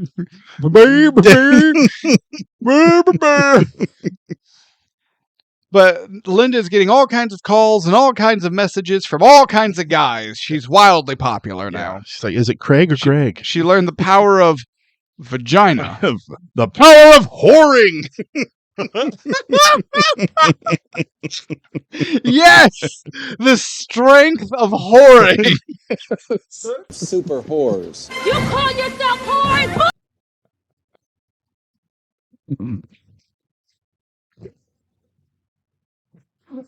Have you ever watched someone slowly die over the course of like an hour and a half? Yes. Because you are right now. Oh my God. The power of whoring. Well, her mom was pretty cool with it when she was, Yeah. But we see George and Lorraine come home and he's like pinching her on the ass because they just played some pickleball or something. Yeah. And I think it was 10 on the pickleballs around, but you get my point. Yeah. But they're like dressed well and the car isn't wrecked. And in fact, They look good. And Biff is out there waxing it because Biff runs an auto detailer. And George presumably has old Biff's job. Yes. And balls. Presumably. Yeah. And balls. So. Yeah, Biff gets really emasculated. Oh, absolutely. Hey, Marty. Hey. I got your truck all shined up for your big date, Marty. Yes. When he hands him the keys, it's all waxed up, ready to go.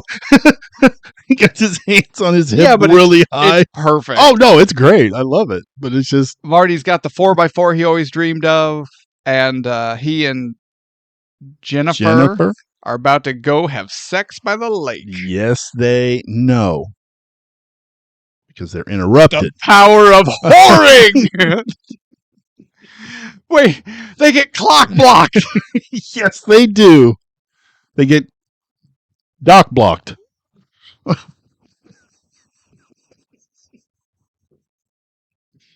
Because Doc shows up. Yeah. Okay. No, okay. I got it. Okay. Yes. Just making sure.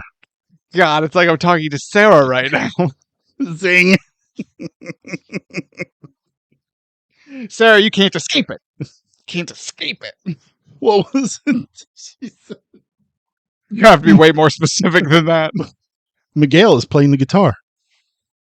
Oh, Alejandro. I'm like, what does that mean?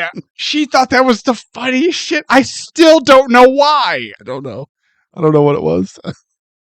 Out of context humor. Also, like that 2000s, 2010s was the worst era for like internet humor. Yeah. Because it was all this is random and quirky. Vine. Is that when Vine was a thing? Sure. I don't even know. I don't remember. I don't care. I wasn't a part of that. I didn't care. How do I put this? I have been the world's oldest man for a long time. Since I was running from bees. The bees stung all childhood right out of my life. Gone forever. I was then just looking for swarms of bees behind every corner. Oh. I'm glad that story could bring so much joy. I love it. Sting him again. Gonna be a callback Get his ass. every episode. Remember when the bees got you? So did this movie hurt you more or the bees? Which one? So did you have to like rebuy a copy of this because you lost yours in one of the divorces or?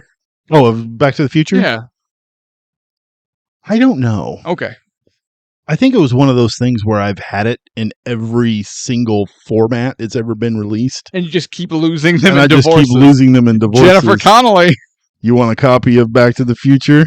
It's just going to cost you about 5 years of marriage. I have the trilogy collector's edition, so with deleted scenes. Call me. Easy, Tiger. But yes, Doc shows up because Marty and Jennifer need to come with him back to the future. He says the thing. He does. He says it. He said the thing. He said the thing. And it works. And they get in the car. He says it twice, actually. Because there's something wrong with their kids. What, like my assholes or something? No, And- Marty, it's your kids. And that's when where we're going. We don't need roads. So cool. That is a good line. Then the car And then the car flies off. and then the to be continued. Yep. So Credits. So I was going to bring up Yes. Dave. Oh yeah, you wanted to talk about how Marty actually made his life worse. I believe a little bit. Okay. So and I've heard this referred to as the Twin Pines world or the Lone Pine world. Sure. So the Twin Pine world, Dave works at McDonald's or Burger King rather, either one. But Cluck Hut. The Cluck Hut, yeah.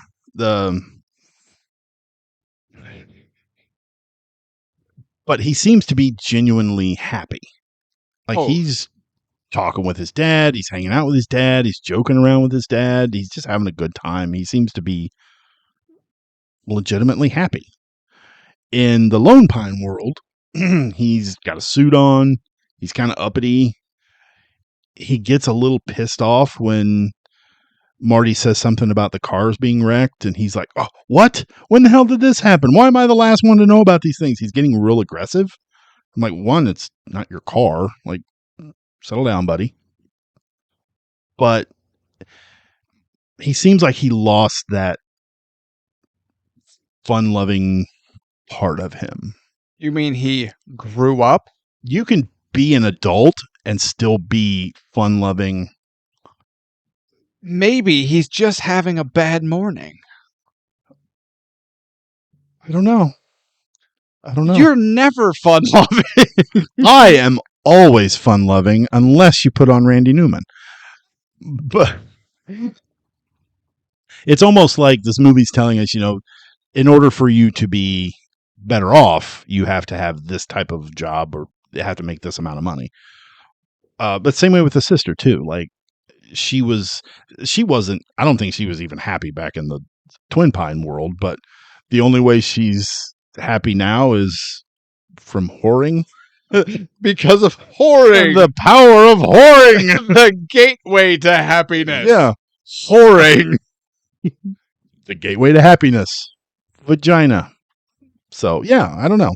But no, that's one thing that's kind of bothered me was Dave. He just seemed a little worse off. Probably better off financially, although he still lives at home with his parents. But Okay, but like George and Lorraine are much better off. yes. Oh, yeah, their relationship is great. Okay, if George and Lorraine are better off, and Marty's better off, and Is Marty better off, though? Do we know?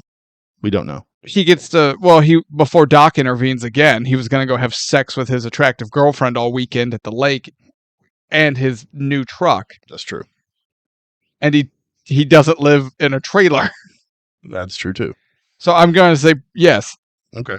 The movie leads us to believe his life is better. That's fair. And Linda finally has what she always sought after, male attention. Penis. Lots and lots. Oh, penis. Oh, penis. Hi, my name's Timmy O'Penis. Choy.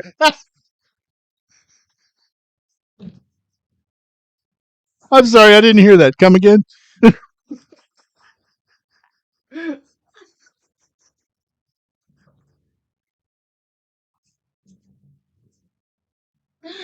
God.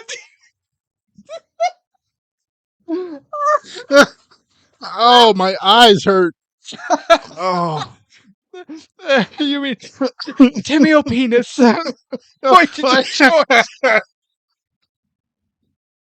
Oh, fuck's sake. Oh, I just picture Hornswoggle like doing a little dance. But at one point, he leans forward and tilts fully up on his dick and spins like you would a cane almost. I'm crying again. I'm fine. This episode has broken me, by the way. Me If too. anyone can't tell this episode, I am just useless. Whoa. So what I was getting at was apparently I was getting at Linda, as we all were. Hell yeah. You know what? She's like a doorknob. Everyone takes a turn. I don't think that's even the same. I don't know what it is. So if mom and dad are happy, or are better off, Marty's better off, Linda's better off, Dave got the short straw. 4 beats 1, dude. Sucks to suck. That's true. That's true. Next I'll time give you that. befriend an eccentric inventor who comes up with time travel, I don't know what to tell you. Yeah, I mean, you got a point there. Marty can't do all the work, so. Okay. Good point. And now, his brother is still probably better off because he has a job that will afford his own place, his own car, more than likely a cocaine habit. Oh, absolutely. And when you have those 3 things, women flock to you. That's true. So, Okay. I feel like he turns out to be Patrick Bateman. American Psycho. okay. Yeah. Okay. I can see it. I mean, maybe. Maybe.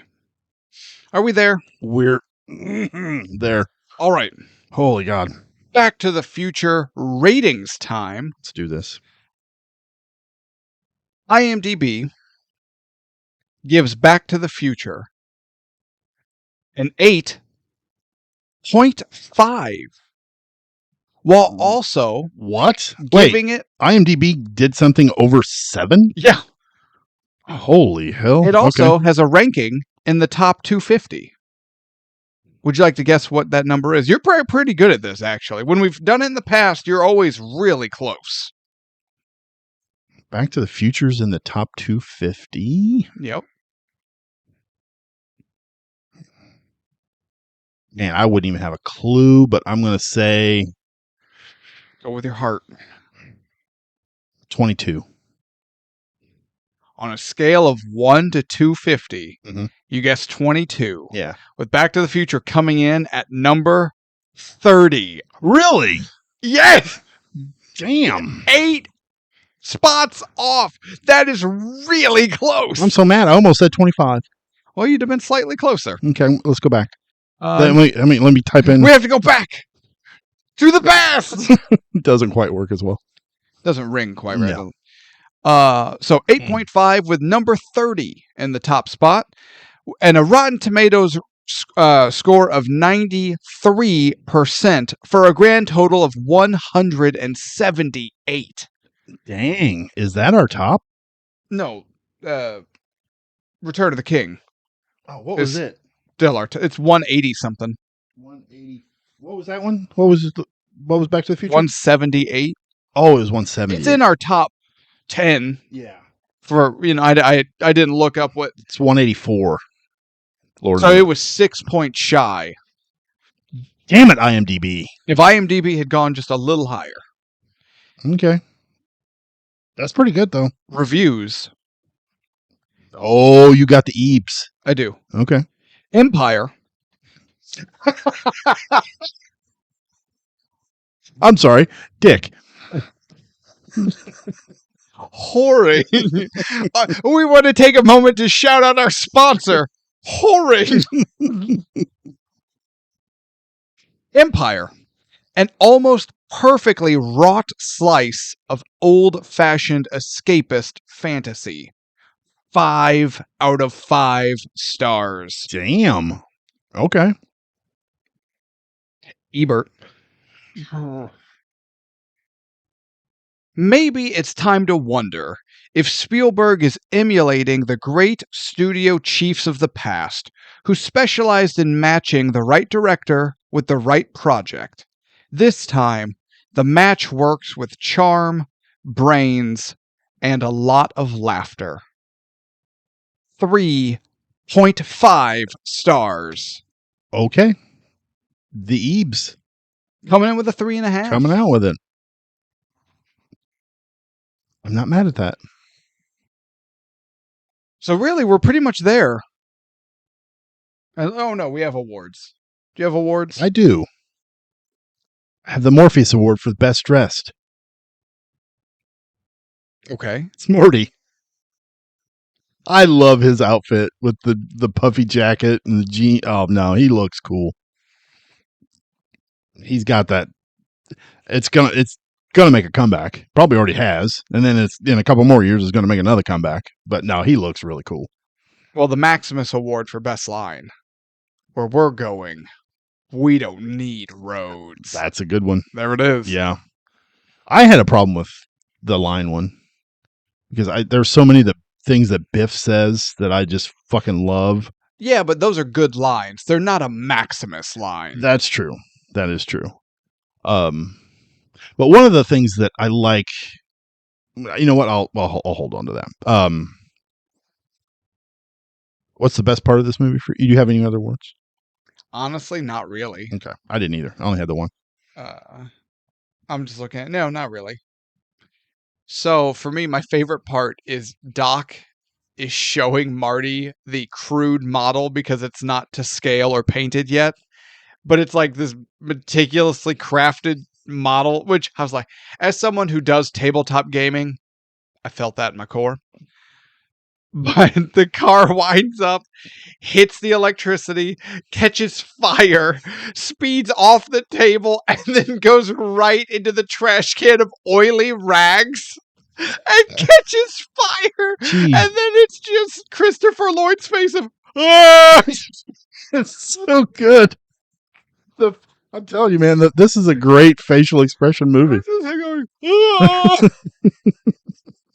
I think that's my favorite part. It's just car catches fire. Oh God, that's bad. Off the table, and then it's going straight into the oily rags. I wonder why his house burned down. You know, Maybe it wasn't arson. Probably not. It was definitely arson. He's accident prone.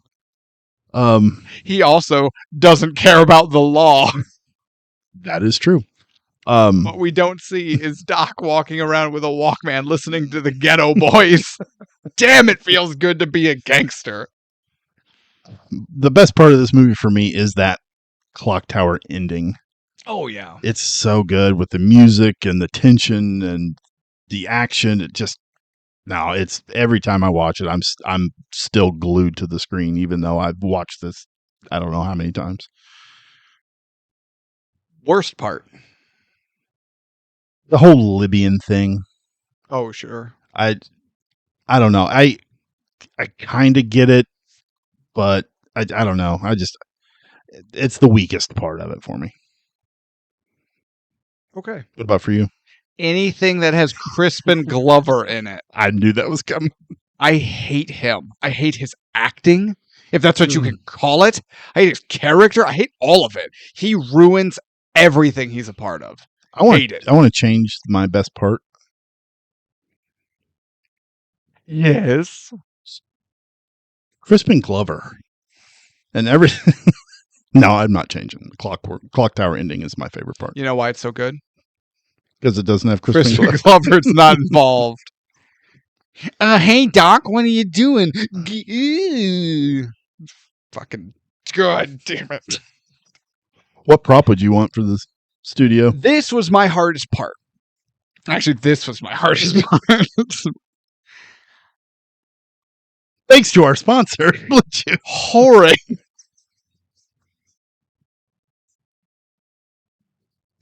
No, I'm not losing it again. Okay. I thought really long about this because there aren't a ton of options, but there are a handful. But I wanted to go with one that I really liked, but wasn't like good. Obviously, the flux capacitor, you know. Yeah. So I went something a little different, and I could see it on our shelf or hanging on the wall or something. I want Einstein's stopwatch at 1:19 a.m. That's a good one. That's what I want. That's a good one. The exact moment he travels forward in time. I like that. Yeah, because if we can't have cars because they won't fit in here, but I would definitely take the DeLorean. But that's not the rule. Is it has to be something that fits in the studio. Mm-hmm. And I had a problem with this for a while until when it hit me, I was like, oh, duh. I want the wind-up car, but it's all charred. The birds, you know what? That would be hot fire. Literally. I made a pun inadvertently. Now I have a bad taste in my mouth, and I'm out of water. Yeah. Yeah, so I want it's a wind-up car that's all charred. I also thought about Doc's telepathy hat. I thought about that too. This damn thing doesn't work. I even thought about the camcorder, how they somehow connected it to a 1955 TV. Yeah, Anna and I talked about that too. But it's Doc Brown. He'll figure it out. That was my answer. He'll figure it out. That was some of the podcasts that I've listened to about this movie. That was one of the things that they complain about. But I'm like, come on, it's Doc Brown. You know. Also, this isn't that kind of movie. No. As people like to tell me about things. No, not at all.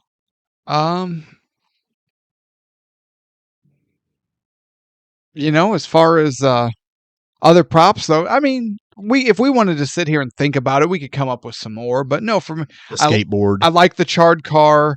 I like the stopwatch. No, I'm good with that. Yeah, me too.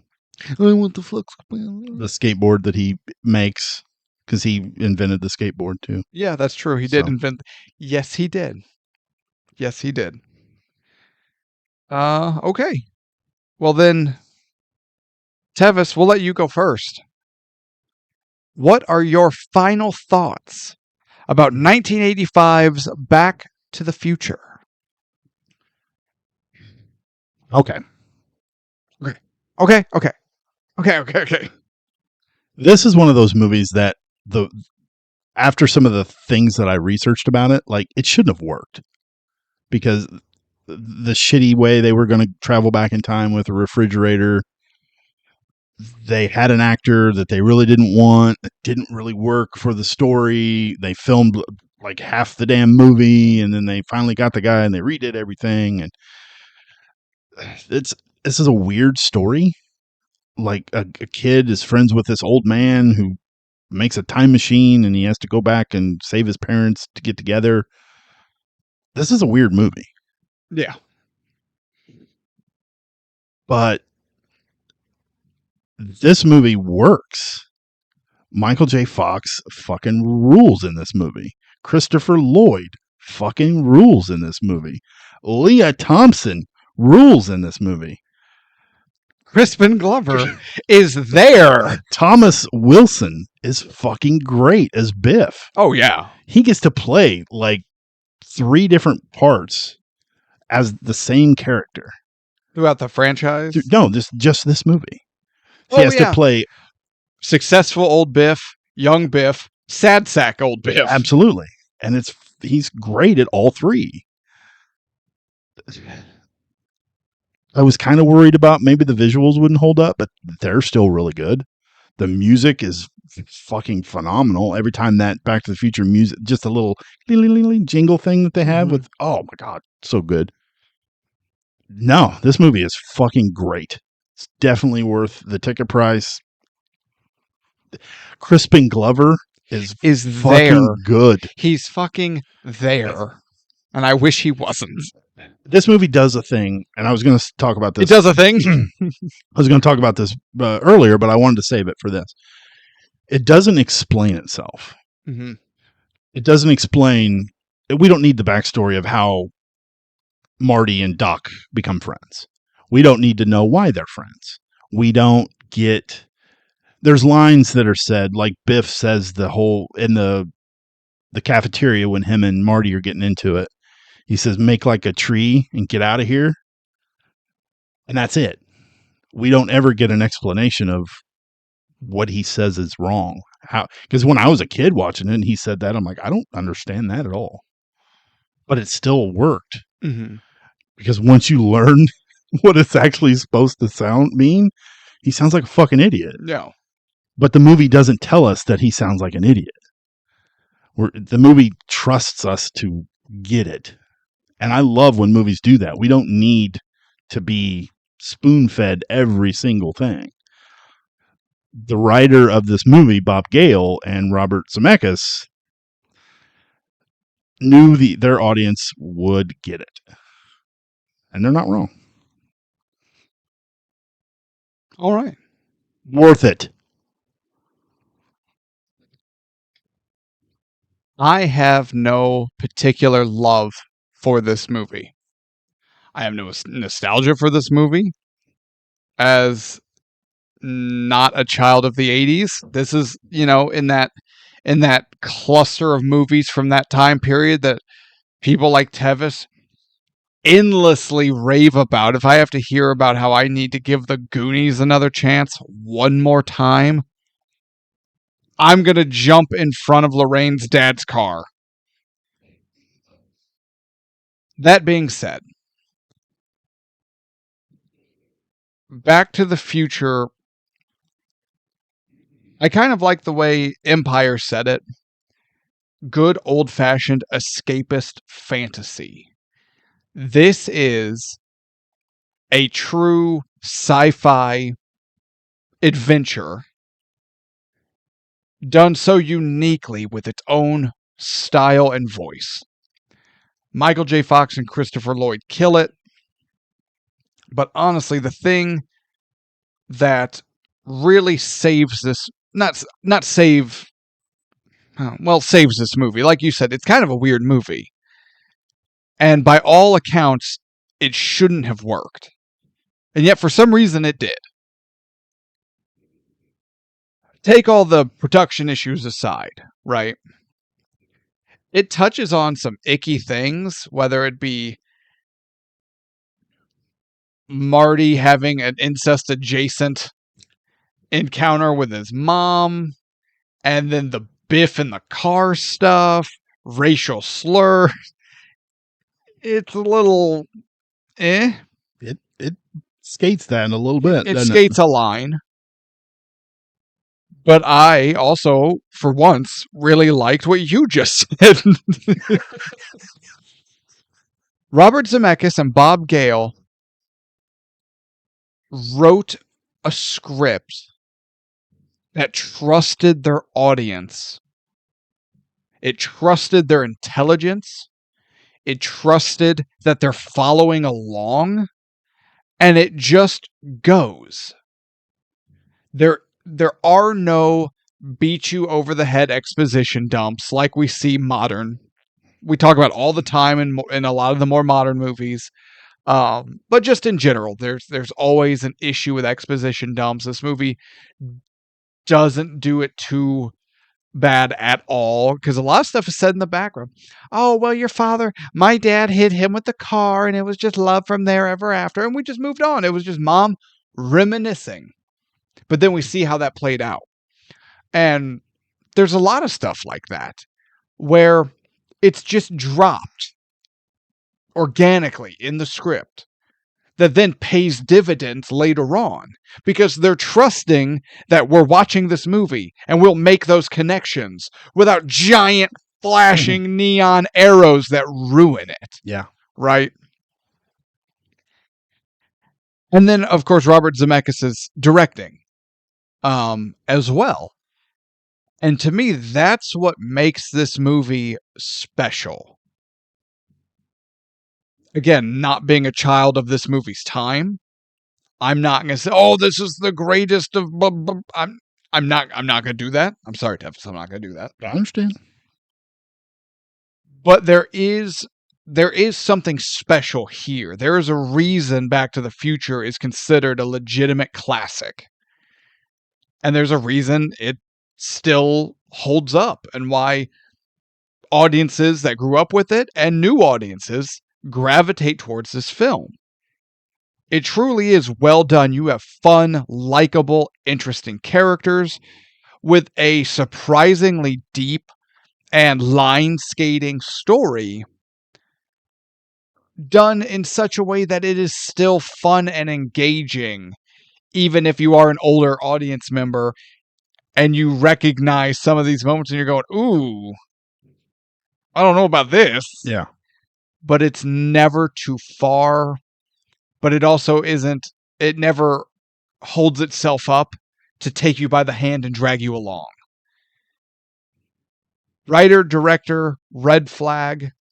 In this specific instance, I say we lower it. Okay. This Back to the Future is one of the exceptions that prove the rule. I agree. So is Back to the Future worth the ticket price? In an unbiased, unnostalgic opinion, yes, it is. There is fun to be had in a quality movie, and here it is. Hell yeah. Except Crispin Glover. I will die on this hill.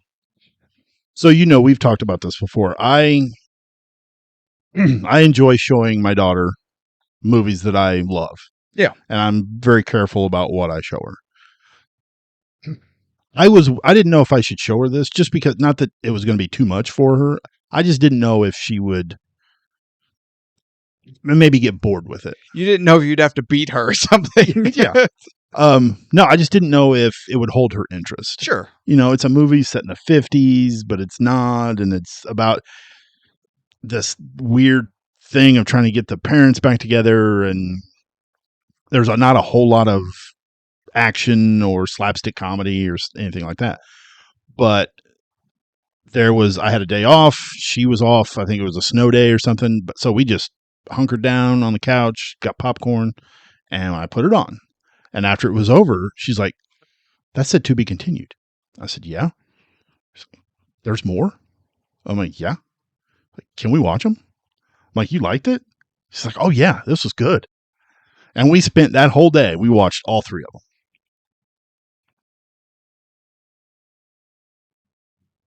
We're about to be murdered by someone with a power drill that's in the studio that... What was that? This is your house! You tell me! I don't know!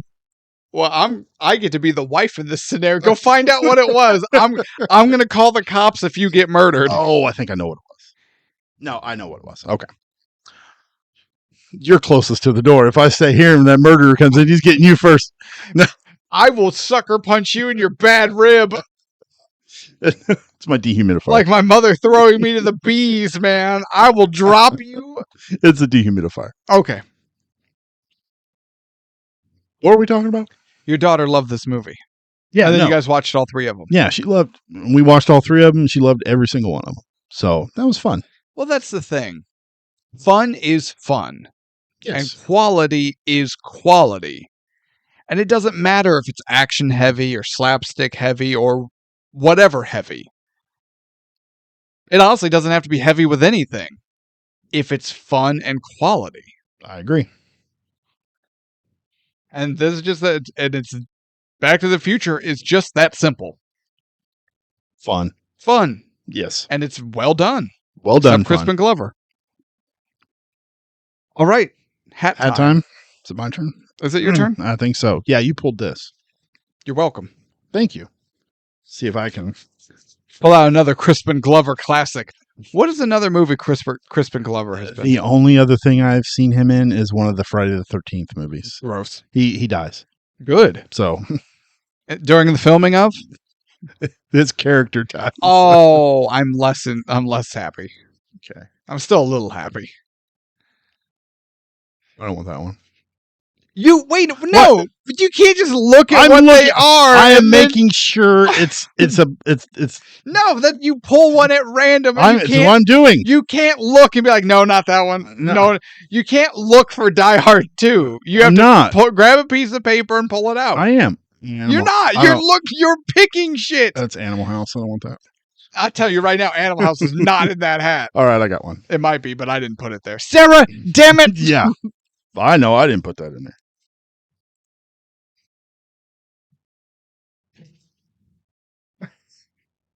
Die Hard 2? No. Okay.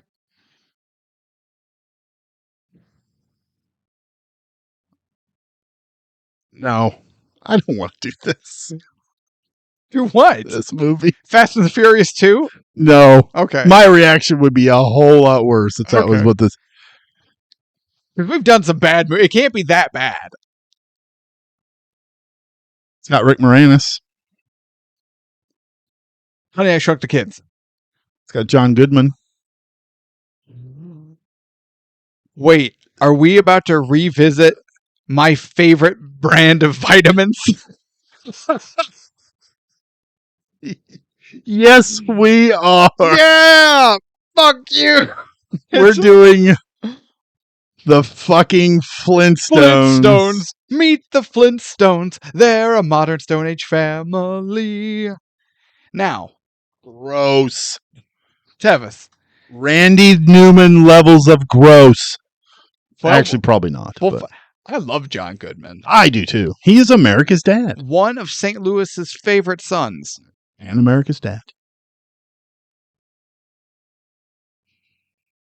Maybe it's Fred Flintstone. Possibly. Have you heard the fan theory about behind the lyric modern Stone Age family? No. That technically the Flintstones does not take place in the ancient prehistoric past. It takes place so far in the future that humanity wrecked itself and basically set themselves back to the Stone Age through whether nuclear war or whatever it is, AI, whatever it is we did to ourselves. And this is humanity rebuilding, but that's why they still have concepts like radio and TV and cars. There are still elements from the old world that they've adapted to their new Stone Age environment. Okay. I kind of like that. So they're a modern Stone Age family. So we are seeing the beginning of the downfall of the world. As in like 2025? Yes. Yes. Okay. But, humanity will bounce back in the Flintstones era. Great. I can't wait to operate my truck with my feet.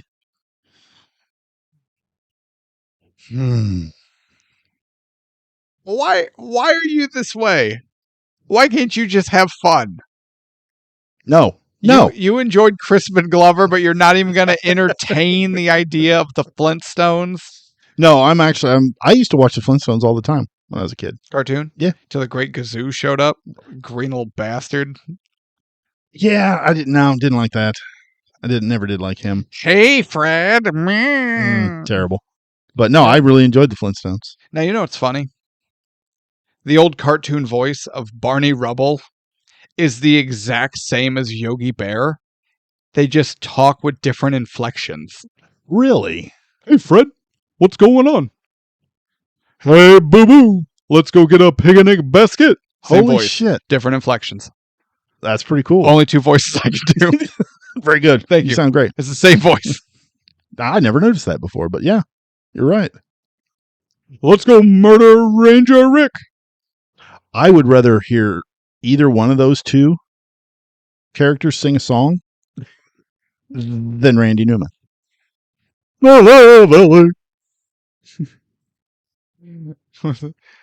Just a man, a caveman, running round in his car. Much better. Thank you. All right, everyone. Well, this was episode 94, Back to the Future. Tune in next week, episode 95, as we go way back, or maybe way forward, as we look at the Flintstones. And of course, if you haven't in a while or ever, make sure you check out Back to the Future, unanimously worth the ticket price. Now, let us know in the comments if you got bingo, and let us know your thoughts on Back to the Future, the Flintstones, Crispin Glover, Randy Newman, whoring, Wendy Jo Sperber, or any of the amazing topics we've covered here today. Let us know if you got bingo. What? She died in 2005. Really? Yeah. Well, that's a bummer. I guess I didn't know her, but Okay, anyway, sorry. Go ahead. you just love it when people are dead and you can talk about it. You No. have some morbid... Something wrong with you. Let us know if you got bingo in the comments. Make sure you like, subscribe, share around the episodes, and make sure to turn on notifications so you don't miss any of our content, whether our regular episodes, our bonus content like top 10s, if you're on YouTube, our Running from Monsters, or anything else we have in the works. Merch store I mentioned earlier. Get your favorite Ticket Price merch. We got the logo designs out now with some fun ones on the way. Keep an eye out for that. And Patreon, $3 a month if you're so inclined and want to help two old fools out. But that's up to you guys. One old fool. Fucking kill you. But you know what? I don't know. It's one of those things. I feel weird asking for money because it's we live in a crazy time. And if you got it and you want to support us, fantastic. But take care of yourselves. We all got bills. We got groceries. Take care of yourselves and your family. That's first and foremost always. Then take care of us. And then help us. Yes. But we're definitely in that list somewhere. Okay. Yourself, family, groceries, electricity, utilities, probably. I think we're somewhere in between cutting back on how much you DoorDash and like Hulu. Yeah, you don't need Netflix. Just cancel that sumbitch. Whoa. I said what I said. Actually, yeah, Netflix quality has really... Mm-hmm. Yeah, the quality has went this way and the price has went this way. You know what? Cancel Netflix, throw it to us! And we don't even ask for that much. And we'll never raise our prices until we do. Like Netflix! All right, well, I'm Jake, that's Tevis, we're Ticket Price. I hope you guys enjoyed our episode, and tune in next week for the Flintstones. But the most important part, as always, be good to yourselves, be good to each other, and good night. Barney Rubble.